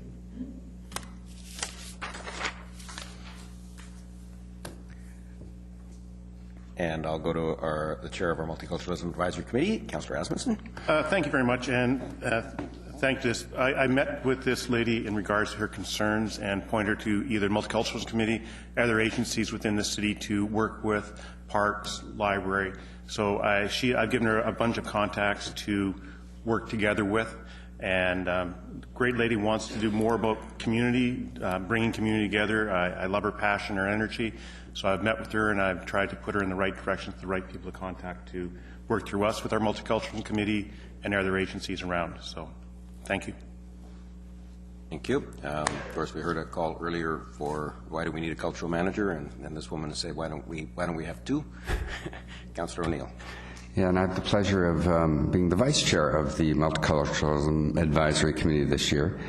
And I want to thank the letter writer. It's a very eloquent letter and very passionate about an incredibly important issue. And looking at the Multicultural Advisory Committee, it actually, I think, is a de facto Newcomer Connections and Harmony Committee already. So I don't think we have to create a new committee or a new work group to deal with this issue, but perhaps it can be an emerging focus that we really do look at those immediate needs of the newcomers and making sure that they're well connected. And I think we are working on that to a great degree anyway. But so in terms of defining the work of the Multicultural Advisory Committee as we go forward, I think this letter really helps put into a good focus for us the challenges that the committee has going ahead and that the city has. I know the mayor likes to say that one of his he would like to see the motto of the city being something like, we are diverse city, diversity. And that certainly is the case. We have and it's not just the ethnic diversity of the newcomers, it's also the ethnic diversity of the people who have lived here a longer time as well. If you look at Census Canada's statistics, it talks about there's all sorts of ethnic diversity of longtime Canadians, and that's important, and they should be involved in the conversations as well. It shouldn't just be newcomers talking to newcomers and newcomers talking to the established people as well. There's a challenge going ahead. Generally, I think it is going quite well. We certainly don't see the cultural unrest in Coquitlam that we see in other parts of the world, and I think that's a very good thing. So again, a tremendous letter really helps inform the sort of work we should be doing going ahead. Thank you. Your Worship, I'm sorry if I can just interrupt. Mr. McIntyre. Thank you. Just very, very briefly, and I'm glad Councillor Asmundson, as the chair of the Multicultural Advisory Committee, has reached out to this person, because the city has done a lot and is doing a lot in this area. I think we can be actually quite proud.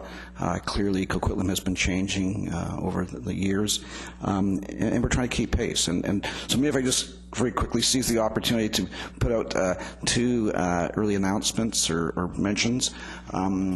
As part of our Canada Day celebrations over at Town Centre Park, which is a big, successful, very popular event, there is a tent there that is manned by our Multicultural Advisory Committee, and it's a very popular, busy place for people to come and meet and interact. So that's upcoming. And then in the early fall, and this is pretty unique, Coquitlam hosts a Welcome to Coquitlam event. And again, reaches out to a large number of newcomers, but plus those who have been here for a while that want to know more about the city. And that's a very popular, ever-expanding event. So for this individual, there's a number of things that they can get involved in. Absolutely. Thank you very much. Oh, it wasn't there a minute ago.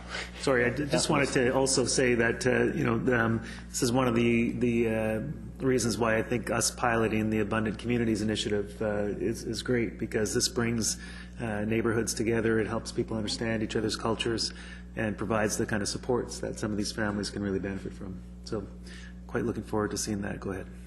No, absolutely. The writer actually included some comment about school administrators and how the school system might do better. Of course, once again, we're not the school district, but I was just in Winnipeg and brought back my wife another thing for her classroom, because her classroom is the United Nations, as so many classrooms are in this school district. Really, classrooms that are that reflect our community, our changed community. And I think in our classrooms, there's the opportunity for increased understanding of cultural diversity, and we should explore how the rest of our community can also do the same. So thank you very much to Ms. Budev. Okay. Thank you, Worship. I think I will return to questions from within the room at this time. Okay. Are there any other questions?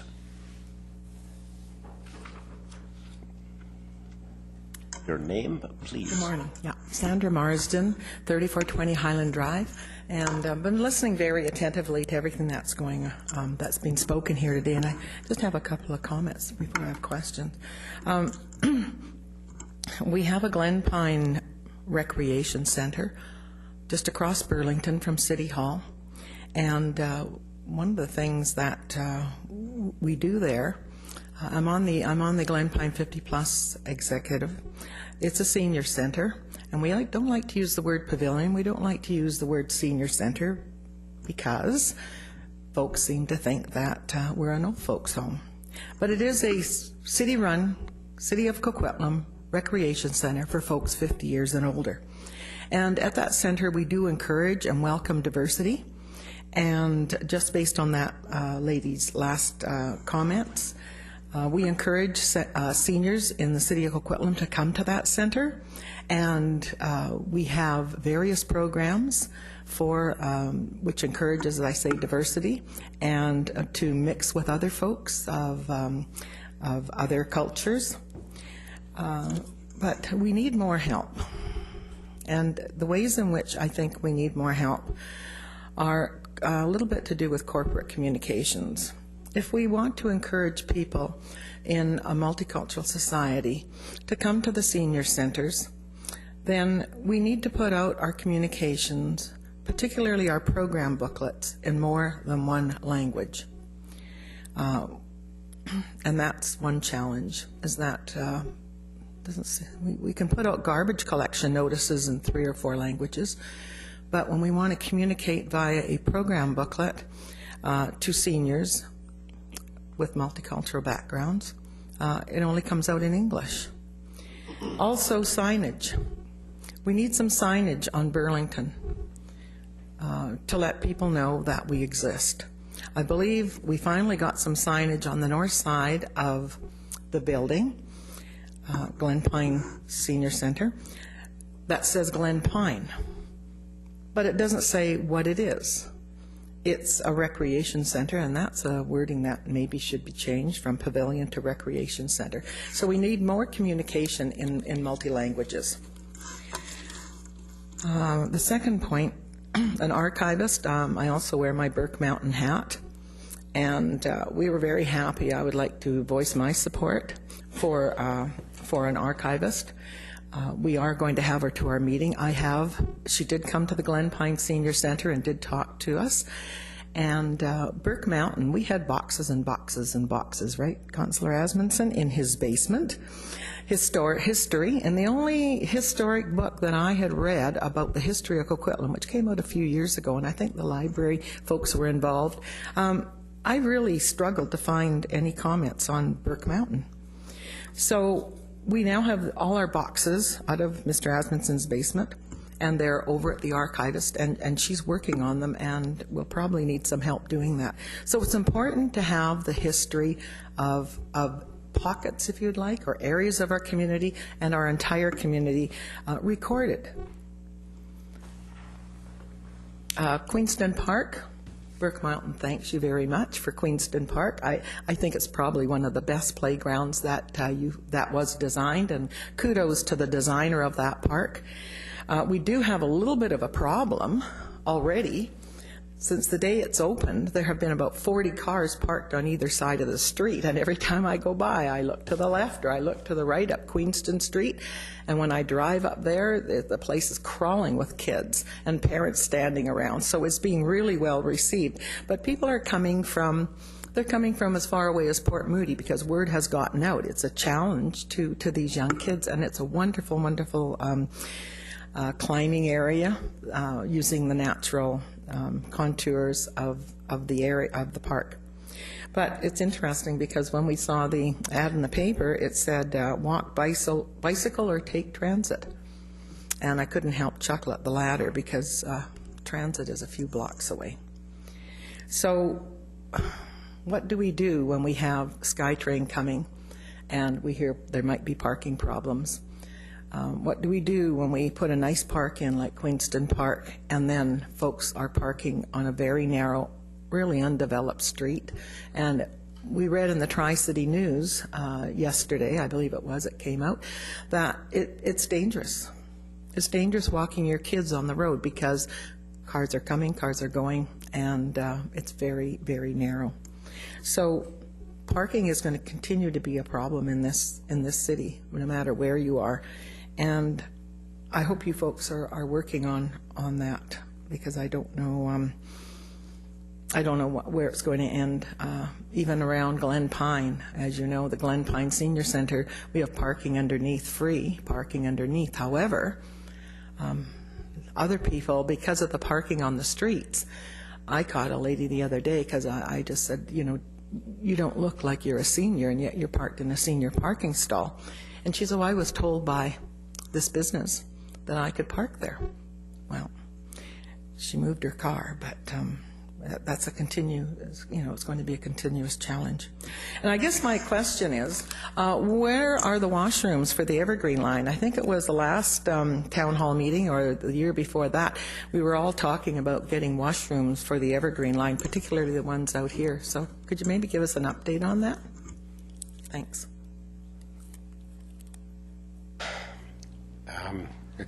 Councillor Asmundson pushed his button early. I think it was to speak about managing to get rid of those boxes out of his basement. Please don't tell my wife that I could take the boxes from our basement to the archivist and get rid of them. Councillor Asmundson. Clean up the basement, and it's a good thing that those are in a better place, safer place for the archivist and to do that history. Just a reminder, and I think Sandra knows that Lyle Lissenberg is working on a book for the history of Burke Mountain. And I think there's a lot of unique history that people don't know about. And I'm really looking forward to seeing when Lyle gets that book out to bring more of that history back up to us. So I just want to put that out in the public there, that is hopefully coming in the next couple of years.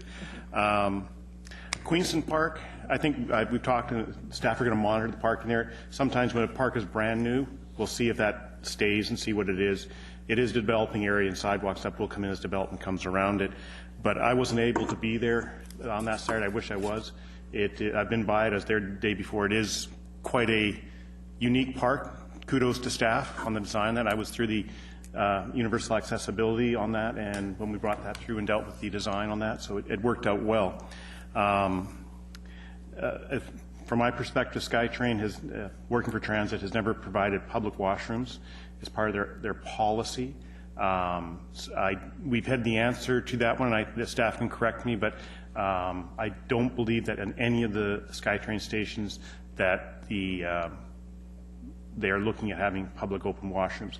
That's a SkyTrain TransLink question you'd have to raise with them. We don't have any power over them. This is a provincially project that they are built. The provincial government's building the project, and it'll be turned over to TransLink at the end.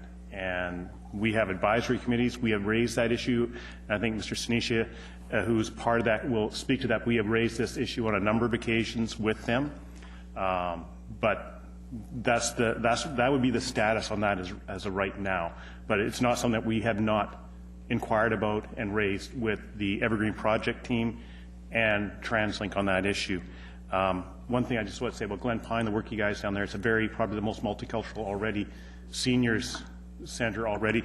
But I want to thank you about the naming on this side. And that's true, because there should be a name on this side, but you guys will have to work with our staff to come up with no more pavilion for seniors to what's an effective name. So that's something I look forward to from you and the people at Glen Pine, working through us in council on what that new name for yourself, and the same issue up at Dogwood.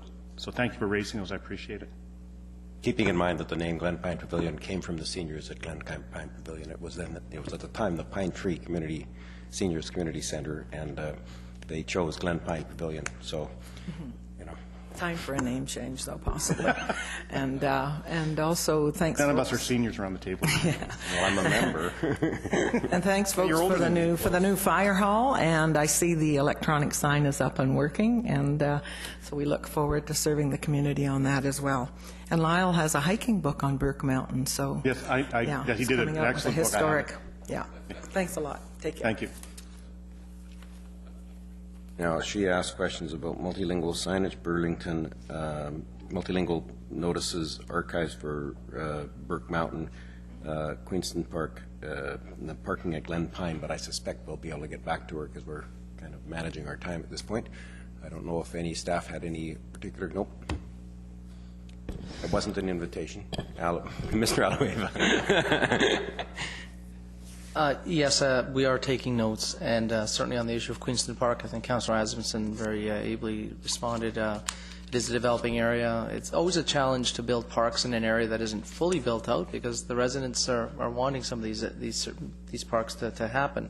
So, but we are monitoring the situation. It is a very successful park, and I take those comments, and we'll be talking to our staff in Glen Pine. I know we did have the northern sign just installed, and that's working well, but we'll also have discussions with the board around better program guides potentially, and we'll look at the issue of different languages, if that would help the board.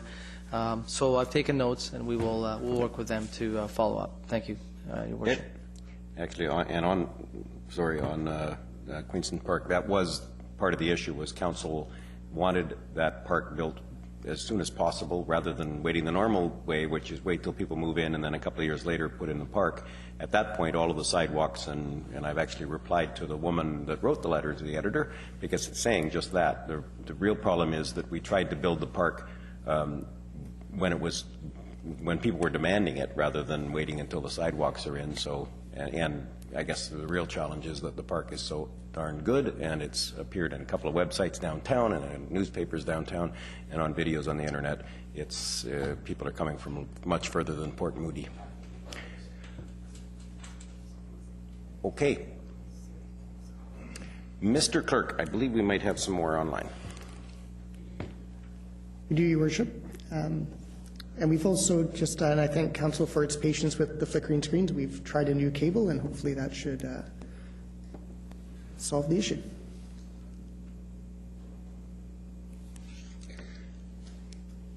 So this question has arrived from Janet Klopp, and it said, what happened to the Department of Ocean and Fisheries designation of the water course along Coast Meridian that has now been culverted? Okay. Mr. Diozegi. Through your worship, I assume that the question is directly related to the currently ongoing Coast Meridian construction work.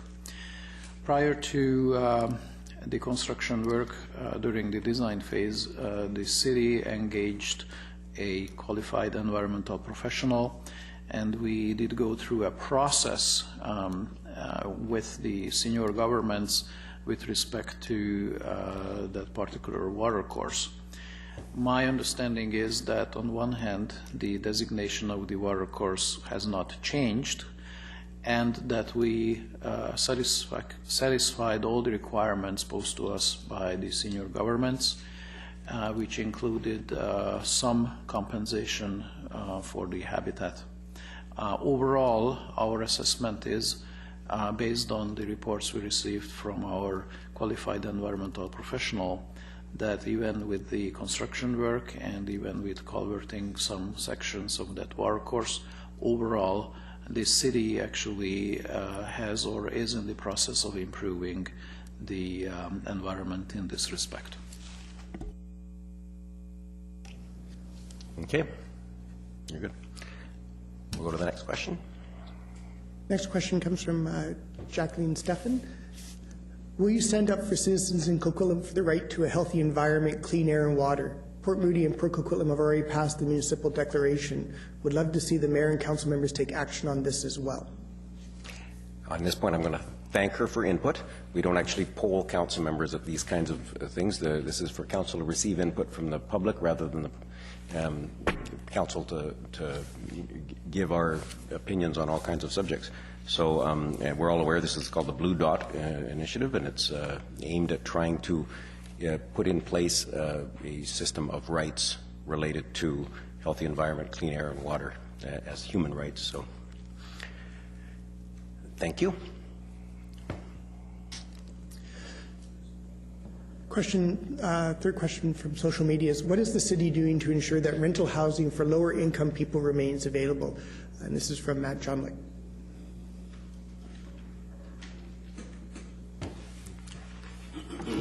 We'll go to Mr. McIntyre.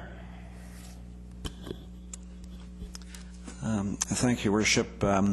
As Council is aware, staff are working on an update to the city's housing affordability strategy that's looking at this rental housing along with a wide spectrum of housing needs in the community. We're on that project. We're just in the final stages of wrapping up public consultation. There was a series of meetings and sessions with a wide range of special groups and nonprofit associations and the like, as well as there was a public open house here about 2-3 weeks ago in City Hall. There's the ability for people to continue inputting to that process online, and that'll be ending, I think actually it's a week today, that we hope to wrap that up, and we will analyze what we received, and we'll be bringing forward that to Council, and there will be an aspect of that will be looking at rental housing.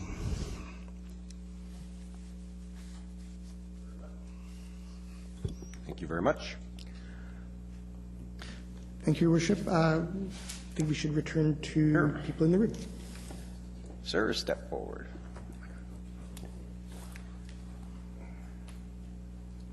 Good afternoon. I'm Doug Baker. I'm from 550 Cottonwood Ave, as some of you already know. I've lived up there for roughly about 40 years, etc., and now I'm about ready to become a victim of these developers. Okay, now it started a couple of years ago when we had the 4-story buildings built on the north side of Foster, and it came time where they wanted to expand Cottonwood Park. This developer was given the chore of distributing notices throughout the neighborhood to have a meeting about the park expansion. Everybody at 550 Cottonwood, 675 Whiting Way, and 663 Whiting Way. No one received notices, so no one was aware of this redevelopment. Okay, now what we're doing, we have Blue Sky Properties that are holding a public meeting this month. 675 Whiting Way was notified of the meeting. 550 Cottonwood was not. 673 Whiting Way was not. The only way I find out about it is because I know neighbors. Okay, other people around there, aren't able to give input because they don't know about the meetings. And it's basically, I have to go around and tell people about it. Okay, I'm one of the very few. So, I don't know whether Blue Sky is under the same criteria as the city is, where everyone within 100 meters has to be notified of a redevelopment. We're on the other side of the fence. We're well within that boundary. Then there's another development going in just across the street from 550 Cottonwood. Never received a single notice. Now, I've dealt with that with the city. I've emailed, and corrections are going to be made on that part of it. But like I said, it's just neighbors are not being notified. They can't give input when they don't know about the meetings. And this is where, like Concert themselves, okay, on the property that we're at, they keep us fairly well up to date. And what I do with the Tri-Cities Homelessness and Housing Task Force, I pass that information, like the housing situation in the Tri-Cities, I pass that on to Concert. They're listening to that. Like they wanted to apply for rezoning this year, but I believe it's because of the housing situation in the Tri-Cities that they've actually postponed that probably next year. Okay, at the earliest, something like that. So, but what my question is, can we get some help with the developers notifying people in that neighborhood?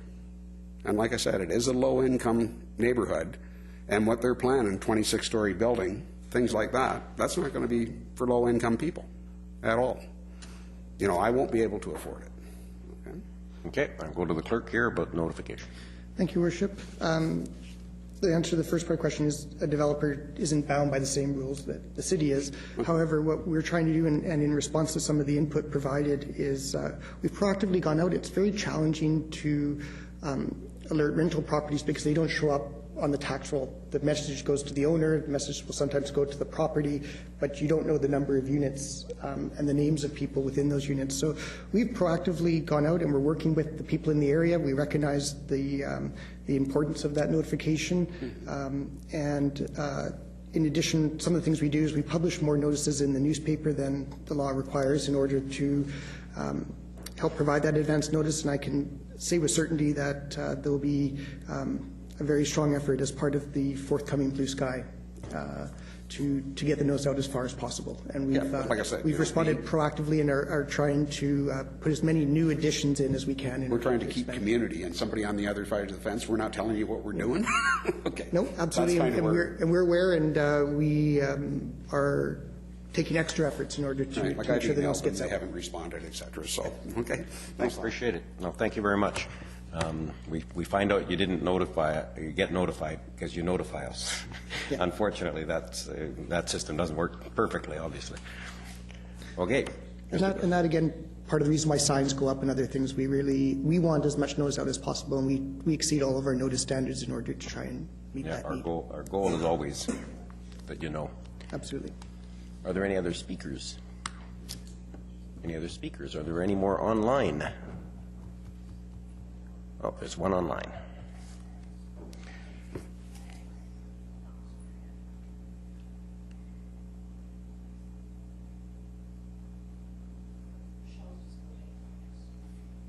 Okay. Loading it up.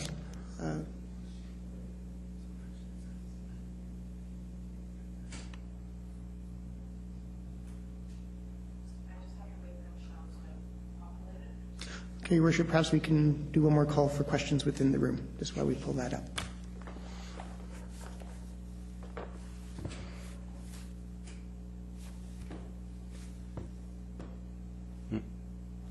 Okay. Sorry, did you have a Councillor? Well, can I make a comment? I just wanted to make a comment about the fact that the agenda item for Monday for the Blue Dot is on the agenda for Monday. Oh, okay. I haven't opened my agenda yet. I just got back from... Well, OB. It was an OB from last. Oh, okay. Just as a point of information. Okay. Your Worship, Councillor Zerlo is correct. I believe Councillor Wilson raised it as an OB item at the April 20th CIC meeting, and due to a lack of time on that day, it was deferred into the meeting that's going to be taking place on Monday. So the person who provided the comment may wish to come or watch the webcast of that meeting, either live or in the archive version, to find out more about discussion on that particular proposal. There you go. Thank you. That's satisfying. There you go. Sorry, I have completely forgotten that that was on the agenda, left over from last week. This inquiry has come from Carol in Canada. When will the city finish putting up blue parking signs in city centre? Business failing, no one knows of undergrounds. Surprised when I tell them at ticket vending machine.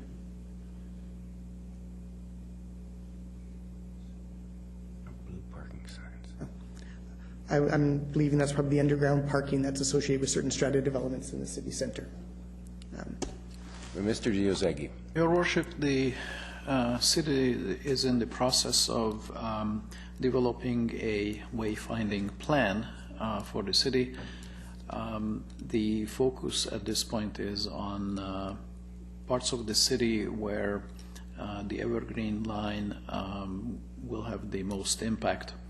We have already determined the principles behind the methods of wayfinding, and we are proceeding with the more detailed work.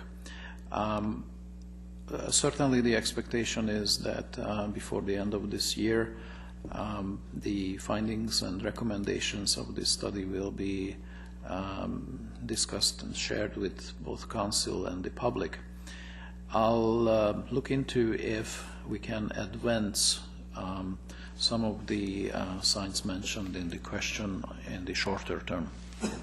Yeah, that would be my hope, because, for example, we did put up, or the contractor rather put up, some signage when we closed the parking on Glen in front of Brown's all the way to the High.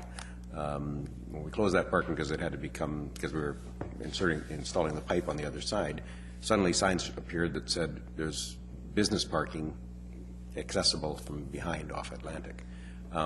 That was helpful, and so I would hope that we can move relatively quickly on that kind of small-scale micro signage along those parking areas to guide people long before the end of the year, if that's possible. Oh, Councillor Wilson. Thanks. And this issue came up, I believe it was either late last spring or in the summer with, again, with the complaint from Browns that they weren't allowed to advertise the parking behind. And at that time, I thought we had a commitment from engineering or planning, I can't remember which, to try to get some signs up sooner rather than later, letting people know that there was parking in behind. Your Worship, yeah, there was a number of issues that were raised at that time. In fact, staff followed up and met with the owner of the Brown's restaurant, went on site and spoke with them directly. There was a couple of things he was concerned about. Yes, the need for signage along the Glen frontage of that project, advising and directing people to parking at the rear. And that would be something that would fall back on the developer and or the strata. And we unfortunately haven't had much success in convincing them because they've got all their approvals and it's constructed. We're certainly have taken note of that, and so new projects coming through the process will have that sort of signage. But it's on the building. It's maybe not as far-fledged as this citizen is asking about here. I think this is more of a comprehensive signage program that I think Joseph was speaking to a moment ago. But we will be mindful of that with future projects. The second part of that, that business operator's concerns were the signage on his property alone, and we talked to him about the various options, and since then they've come back with a package they just submitted a couple of weeks ago for upgraded signage, actually quite attractive signage on their facades. So that'll help that one concern. So what you're saying is it's it's the strata's responsibility, the property owner's responsibility to put signs to advertise that there's parking in behind, not the city's responsibility. At this point, and the strata's not responding to the tenant's requests. Our approach has been back to the developer, but since the project is essentially completed, the suggestion to him was to deal through the strata for that. But again, with new projects, we'll make sure there is better signage on the premises to direct people to those areas. Thanks. Thank you. Councillor Cirillo. Yeah, I'm just wondering if maybe this is a communications project for our Chamber of Commerce, and if there has been any sharing of these sort of requests. I know we've had some through the city by email and also in person. Are we sharing that with the Chamber? Because perhaps there's a way for them to have a communications message before people get downtown. I'm just wondering if we're communicating with them on this. Okay. Councillor Reid. I don't know if the staff has an answer to that one, but not every business belongs to the Chamber, which is one problem, but the bigger businesses, I'm sure, in our city do, which helps. But what's happening in our downtown core, it's lots of little nail salons and smaller type businesses that they have not been allowed to put a parking sign in their window. Is that not correct, Mr. McIntyre, or whoever's doing the parking? No, I think the issue in this case was... no, not in that case, in any case. In any case, they potentially could have signage in their window saying there's parking someplace. It would then be counted as part of their total signage package, and I think... Well, that's the problem, and so I was just waiting for you to come up with that one, because we've had lots of little businesses, and they're small businesses, and they're the people that struggle. And let's face it, Coquitlam's whole business background is small business. That's what we are. We're not giant businesses. We don't have all these big businesses yet. Hopefully they'll start coming, but small business just has to be able to accommodate their customers where they can. And if that's putting up little signs for now until engineering gets all these blue signs or whatever plan they have in their mind to get it out, that's what they need to be able to do. And I think we have to try and accommodate some of these interim measures. And the people that are coming to our community, not everybody knows about Coquitlam, not everybody knows where it is. And certainly customers that come from out of area, which is what these people are going to have to attract, they need help in finding directional wayfinding things. So I think maybe we'd better come up with, for at least for this downtown core right now, some interim measure, and to, as well as Councillor Cirillo's suggestion of letting the Chamber know, but for all the little businesses too. Let's give them, some notice that from now, as an interim measure, they can have some signage in their window that isn't going to stop them from putting other signage up pertaining directly to the products. I think it's just common sense. Thank you. And I have to agree on that one. I think our challenge is that if you're a business and you've maxed out your available signage and you spent good money on it, and then you want to put up a little sign that says parking in the rear, I think in this particular instance, there's a public policy reason why we want them to put that sign up. So we're going to have to find a solution, whether it's a blanket waiver of any sign that says that up to limits or whatever. But let's find a solution that allows them to put the sign in the window and not have it count against their signage, and not have them require a permit for it. Mr. Marsden. Or Councillor Marsden. I knew you, Mr. Marsden, much longer than I've known you as Councillor. Thank you. On that point, I think it's important to recognize that I think the signage in the window is a nice piece for repeat clients. But typically, just the size and scale of it, someone driving down the street isn't going to see it. So the question I would have is, can you clarify again the time frame in which we might see some strategically placed, it appears to be a standard blue sign, Do we have a time frame in which we might see that in certain points along Glen Avenue, directing people to where there is underground? Is there a time frame for the completion of that? Through your worship, I believe there are two different things here. One is the completion of the citywide wayfinding study, but hearing the comments around the table, I do believe that we have a responsibility to address this much faster than the outcome of the study.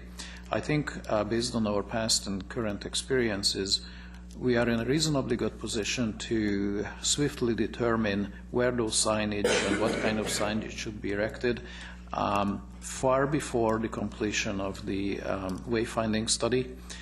And we should be able to install these signs, at least the majority of those signs, without risking conflicting with the overall wayfinding study. I do not want to give you a specific deadline, but certainly on my list of priorities, this has risen quite a lot. And I appreciate that, because again, what we are hearing to a large degree is, where can I park? And the frustration level that goes along with that. So I think I appreciate to hear from you that we want to show some leadership on it, recognize that a longer-term study is needed or a more encompassing study is required. But I think we can actually take some concrete steps right now that, aren't going to infringe. And, we're not going to wind up with everybody singing the 5-man electrical band about signs everywhere. But we do need to ensure that we're directing our people and supporting the business in that area, because it has long been said there's some that are doing well. Some that are getting by, and some that have really struggled. So anything that we can do to help support that in advance of a more fulsome report, I would greatly appreciate. So thank you. Actually, on a related point, do we have more? We do have more questions. Okay, well, I'll just ask very quickly. There's a business on the northwest corner, the northwest of the block. So it's at Pacific and Glen, that is essentially saying they've got a business, but they don't have any parking spaces.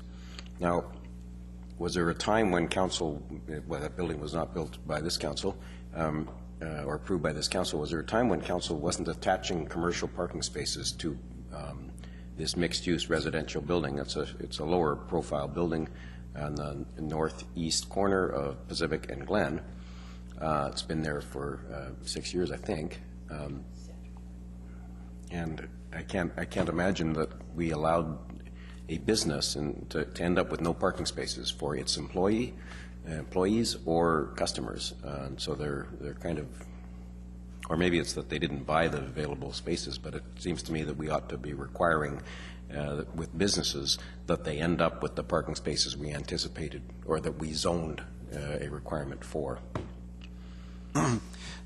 Your Worship, that's an interesting question, and it gets into an area sort of, again, downstream of our involvement, I would suspect, but we can look into the particulars of this case. But again, under the city zoning bylaw, for a mixed-use building, there's X number of parking is required for the residential, depending on the unit size, and Y amount required for the commercial, depending on floor area, plus a component for visitor parking. And so we need to make sure when those building plans come in to the development permit process that they meet those criteria. If they don't, there's a couple of steps. They can apply for a variance, or they can go through transportation demand management measures to offset that. But at the end of the day, they need to provide enough for resident, visitor, and commercial. How that parking is then allocated and designed or assigned later, that typically falls over to the developer initially and the Strata Corporation, and there can be differing views on that. Typically for the residential, people may choose not to purchase a second parking stall, so you'll have empty stalls sitting downstairs there, and people are out in the street because they only want to buy one stall. The commercial allocation can be a little bit tricky at times too. There's supposed to be the prescribed visitor parking, but the commercial sometimes can be allocated on different means. So it's supposed to meet the bylaw, but how they manage it later can sometimes be a different matter. I will be discussing with you later. Okay. Mr. Clerk. Thank you, Your Worship. This is a question from Mr. Bill Wilson on Baker Drive. Mr. Wilson has concerns regarding Metro Vancouver's granting Kinder Morgan access for route planning. I'm concerned about Metro Vancouver giving Kinder Morgan license to do work related to its oil pipeline expansion project, including Surrey Bend Park and Colony Farm Park. Personally, the reality of climate change is affecting me daily as my grocery bills have risen due to California drought and my home insurance has risen due to national and international extreme weather events. That said, my losses pale compared to the facts in the United Nations IPCC reports and the reports from the World Health Organization. Given that the research-based evidence of the greenhouse effect and climate change through burning of fossil fuels has been clear for over 2 decades of UN IPCC reports, building pipelines to ship and burn more fossil fuels is insanity to say the least in light of the scientific evidence and the solutions offered in the reports. My question is, beyond Coquitlam's intervenor status, what is our Mayor and Council doing to stop the insanity of this move by Metro Vancouver and the expansion of this pipeline?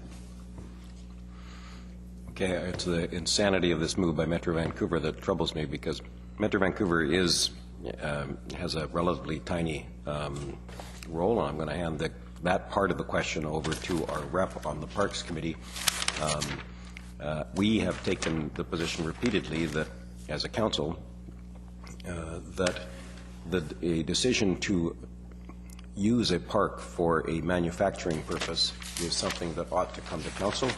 The legal opinion we got was that that's not something that we can actually step forward on.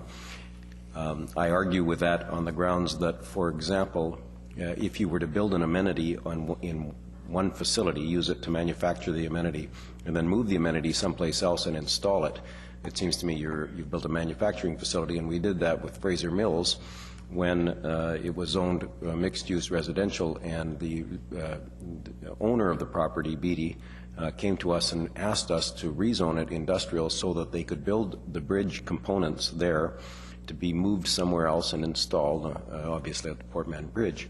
We're contemplating doing almost exactly the same thing at this point on Colony Farm, which is to have a component of the pipeline constructed there and then moved from that site someplace else. Therefore, it needs I would argue that it needed zoning for industrial. I think I may have lost that argument, but I'm over to Councillor Hodge for the Metro Vancouver Parks Committee perspective. Sure, thank you. The Metro Board last year asked staff to prepare a license agreement that would spell out access to the site, and this is a legal requirement. And there is a number of sites that Metro owns that they've deemed that could be impacted, I believe about 10 altogether. 2 here in the Coquitlam area that could be impacted by the pipeline, both Colony Farm and also the former dump site, which is now where Eagle Quest Golf is. The agreements that were signed last week allow Trans Mountain site access to these sites, but only for their inspection access. And they're very restrained in what Kinder Morgan can do.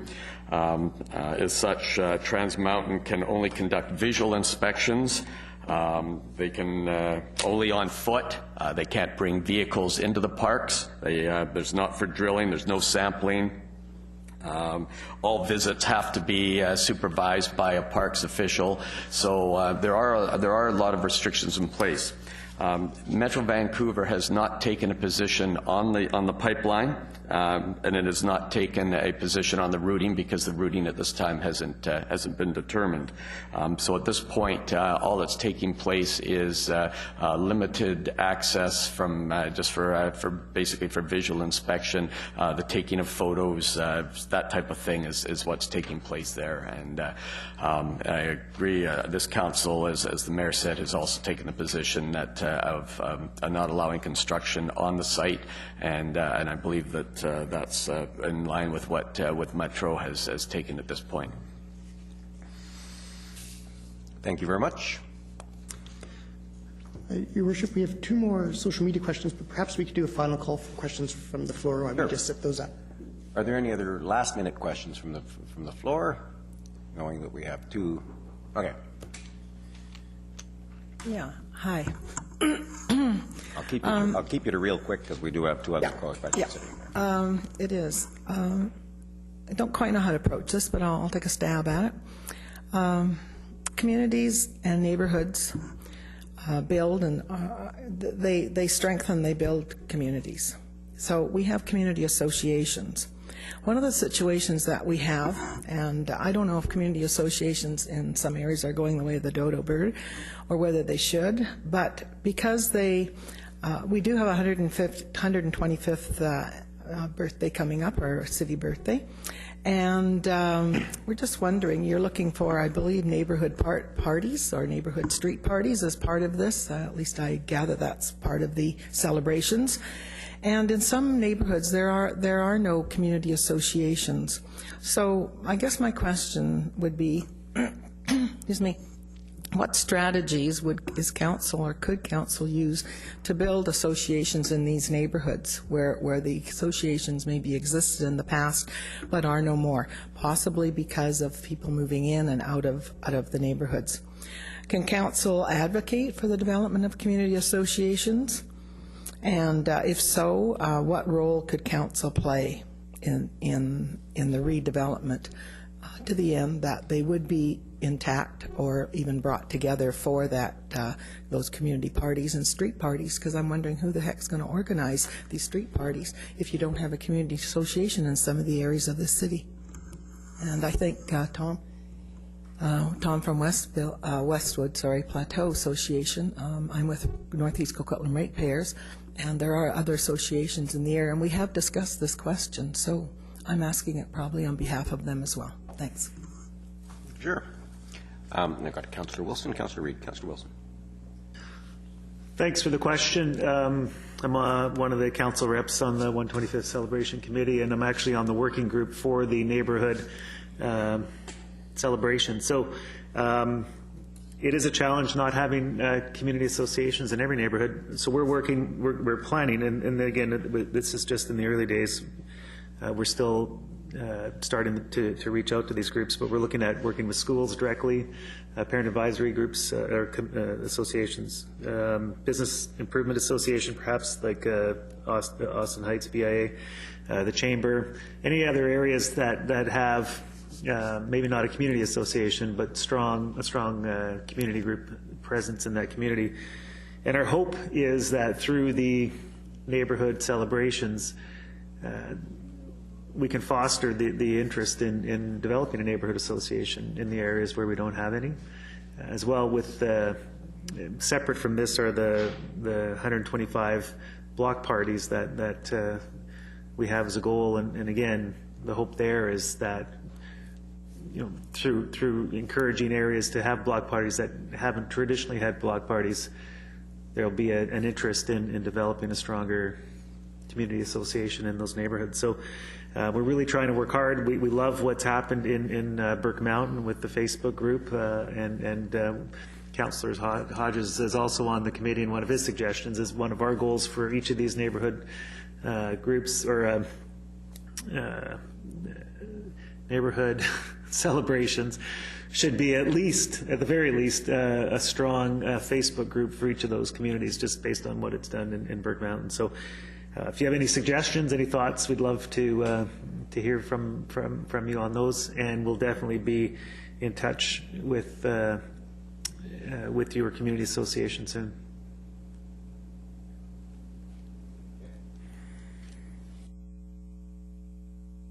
Councillor Cirillo. Are you going to speak on the abundant communities? On the abundant communities, do you want to speak on it? Just quickly, maybe we could ask Mr. Alueva just to talk about abundant communities. It's coming up. I saw that advertised in the paper this week. Yes, Your Worship, in addition to the work being done by the department and through the 125th Anniversary Task Group, we have presented Council with the Abundant Communities Initiative. Some of the background there is a workshop. There's some work being done by the city to foster interest and to support individuals who want to connect with their neighbors. And this work is going to help us, ideally, people that are interested and that want to feel more connected to their immediate neighbors and their immediate neighborhood. This work will help them understand the process of how to do that, and perhaps support them in generating their own community association, or certainly their own community support group within the neighborhood. So that's very important in the growth and depth of our community, and Council was quite supportive in that initiative. And could you just say time, date, and location? Sorry, I don't remember. Your Worship, I don't have that information with me. I can certainly. You have to leave it with me. Yeah, no worries. I believe perhaps we could share it it's with. posted, but we can share it through our corporate communications group. Thank you.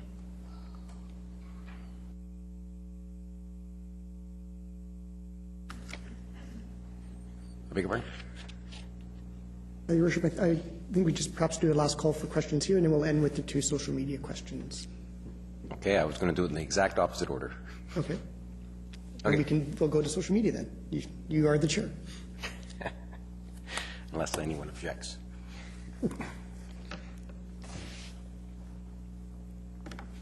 This question is from Al Montgomery from Christian Close. Construction occurring on holidays, not Sundays. When will this be looked at again to stop construction on holidays?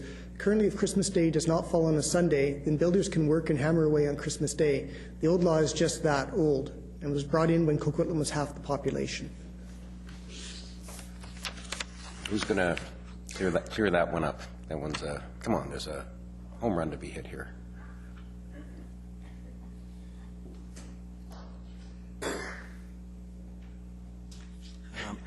Mr. McIntyre. We issue the permits. We don't specify days of the week. It more relates to the city's noise bylaw and the days of the week, and hours of the days that you can have construction noise. And it was recently amended to preclude Sundays, and I understand it also precludes statutory holidays, but I'd have to confirm on that. Yes, the definition of holidays was added short time ago, and includes a holiday as defined by the Interpretation Act, and includes Easter Monday. For some reason, our bylaw says it also includes Easter Monday. So my understanding is that it's Sundays and holidays. Commercial construction for profit or gain is not permitted. A homeowner can still build the fence on a Sunday. But the contractor is not allowed to work on Sundays and holidays. I'm just trying to find that.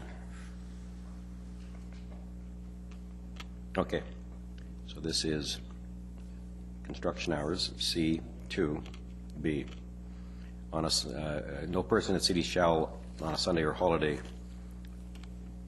before 9 a.m., and then no person in the city for profit or gain on a Sunday or holiday, construct, erect, reconstruct, alter, repair, or demolish any building, structure, or thing, or excavate or fill any land in any manner which disturbs the peace, quiet, rest, enjoyment, comfort, and convenience of the neighborhood and or persons in the vicinity.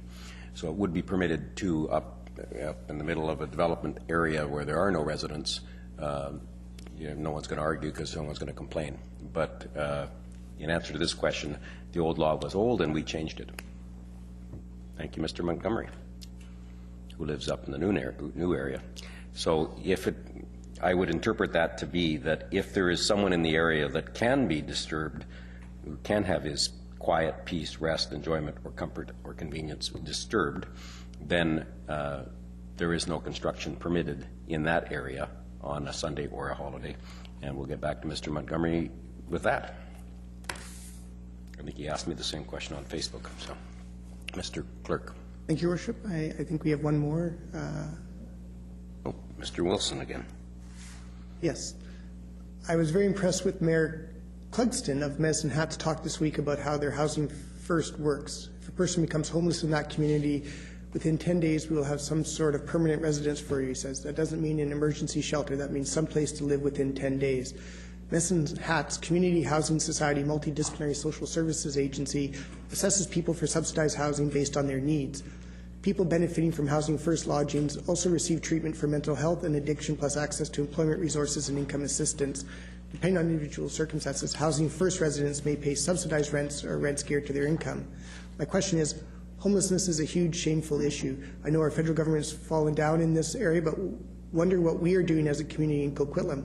I'd like to know if this is true that most cities in British Columbia have at least 20% of bonus density going to their affordable housing funds, and that in Coquitlam we only have 10%. Well, I will deal with, if I can, with the first portion of this, the housing first. I just actually got back from Winnipeg to a Congress on housing and homelessness, a Congress that I used to go to every year 20 years ago, and the issues haven't changed at all. The issues are exactly the same. Some of the solutions that we're trying these days are changing, and housing first, of course, is a philosophy that was highly touted and works quite well. It's not a panacea. It doesn't solve everything. It's one of those tools in the toolbox. We actually are just ready to open our homeless shelter, which includes transitional beds, and we've had enormous success primarily through NGOs, through I can't think of the organization. No. Hope for Freedom Society, that has really succeeded in putting work boots on feet and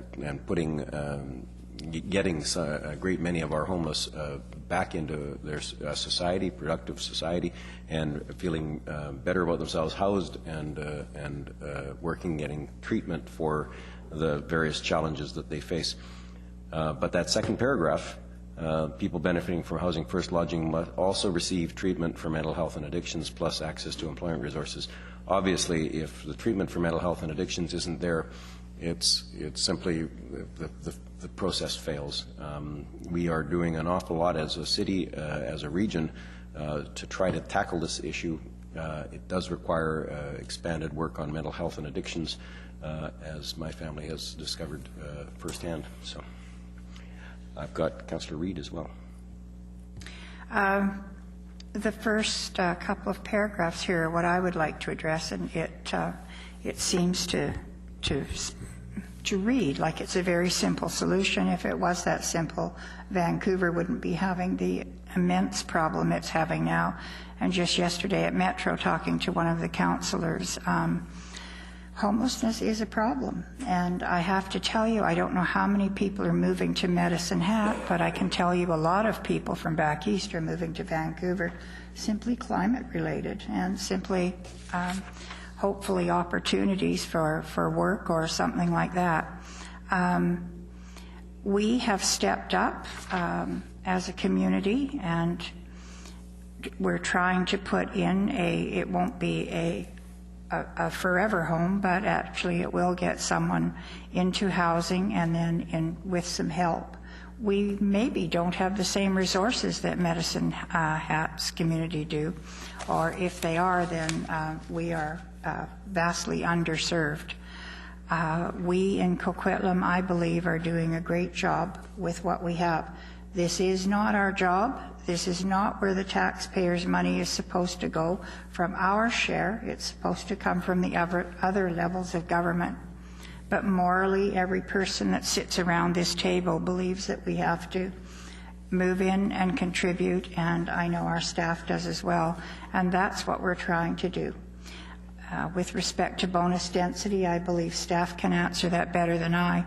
But there are lots of cities that just don't even deal with bonus density. Bonus density is something that's usually offered in a fast-growing area where there are going to be a multitude of high-rises. I think we are donating some, but we are right in the middle of our affordable housing strategy, and hopefully we're going to come up with some wonderful made in Coquitlam solution, and I'm going to pass that on to staff, Your Worship. Thank you.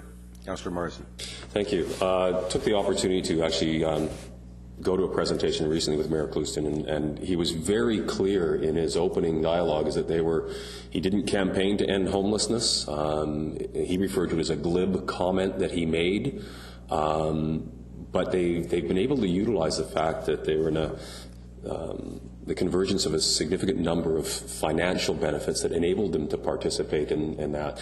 And it was senior levels of government that certainly stepped to the fore in this. So I want to echo Councillor Reid's comments with regards to, I think around this table there's an awareness of the various roles to play. I think we'll continue to work with this affordable housing strategy to identify specifically where we can participate and how we might best participate.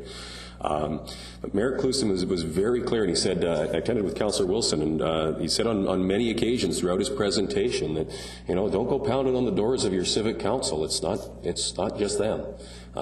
Again, it's recognizing that from a moral perspective, we want to work towards a solution.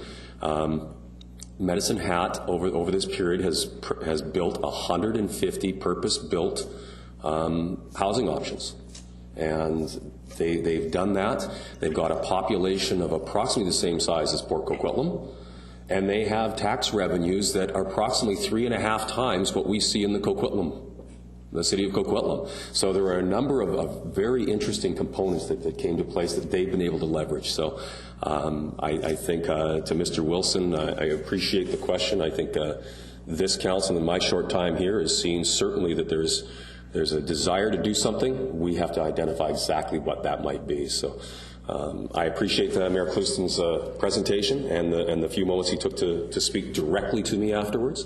And I look forward to the dialogues we're going to have around the table in terms of where we can play in this sandbox and ensure that we get the cooperation from the senior levels of government that we need to address this problem more fully. Thank you.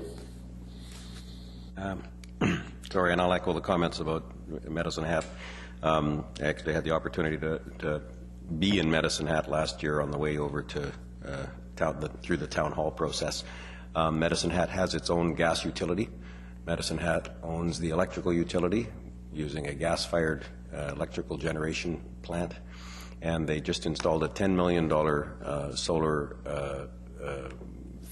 thermal array to preheat the gas utility or the electrical utility. They are a provincial government in a lot of respects. They run aspects of their city that we don't have access to. As well, the homeless don't move to Medicine Hat in the same way that we're seeing the homeless move to Metro Vancouver. We know that the City of Vancouver has made great efforts, enormous efforts. Some of them have been criticized, but enormous efforts to try to deal with the homelessness situation in their city. And despite the fact that their promise wasn't a glib promise, it was end homelessness, they didn't make it. So it is there are different realities at play, but Mr. Wilson makes the point that is very, very important, that we all have to do everything we can to deal with what he calls a shameful issue. I agree. We should be all working at every level of government, particularly those that have control over mental health and addictions, to solve this problem. Mr. Clerk. Thank you, Worship. We did have one last late social media contribution, but we have to change out the slides, so perhaps we could call for speakers here. Okay. Sir, why don't you come up but you only get 30 seconds. Hate to do it that way. Your Honor, my name is Art Botar. I lived here, same location, 12 years, 550 Cottonwood. And I'd like to ask you about the traffic cameras. They're up everywhere. And the purpose of asking this, I moved here from Las Vegas, and there you could go to the community channel or on a laptop and watch the traffic flow. But basically the purpose of that is if you leave 5 minutes early or 5 minutes later, you could be in a jam or moving along out of it. So I want to know is it accessible here so that you can gauge when you leave, especially if you're self-employed, gauge when you leave or plan an alternate route. Like a lot of times you come on North Road and it's a parking lot. Now I know because of the construction of the Evergreen line that adds to it, but there's other roads in the same position. So if you could spend a couple minutes, because like in the case of Vegas, I lived in East Vegas, we used to work in the West, so Charleston, Sahara, the various was run east and west, you could just, few minutes could tell which was the least traffic and go on that one. That way, not adding to the problem, but alleviating it or spreading it out. Yep. So is there an ability to be able to see these traffic cameras on a monitor at home or on a community channel? Understood the question. I've heard both sides, so I've heard the privacy issue as well. But is it possible to drop the resolution so that you can't recognize the people walking through the intersection and broadcast those signals from our traffic cameras like they are in other communities? Mr. Diozegi. Basically, all you saw is the cars. You didn't actually never even thought of looking at people. You saw the volume of cars. Right, I get it, but the privacy. But I understand that there is cameras now you can see recognition. Mr. Diozegi. Through your worship, the city of Coquitlam has one of the most advanced traffic management system on the lower mainland. We have intersection cameras installed, and we can monitor the traffic flows, and if necessary, we can manually override the pre-programmed signal timing. But due to a variety of technical and legislative reasons, we are not in the position of broadcasting live images via the internet to the general public. And so the answer is at this point, unfortunately, no. Okay, I understand. But there are benefits to it, but unfortunately. Oh, I know the benefits. In fact, I use the cameras as I go to other places, communities. I use their cameras. Thank you. Mr. Clerk. Thank you, Your Worship. This question is, will the city create policy to prioritize transit, cycling, and walking infrastructure in town centre and already developed areas, i.e. no new infrastructure supporting automobiles in already developed areas, but a shift of resources to other modes? This is from Urban Terry.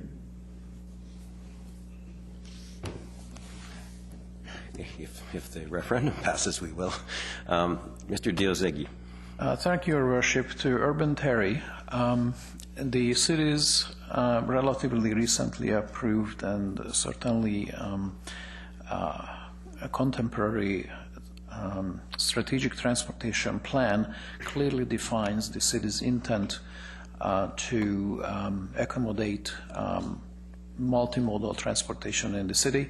And as such, if you look up the document, you will see where the city's priorities are in terms of bicycling and pedestrian areas for use, as well as transit.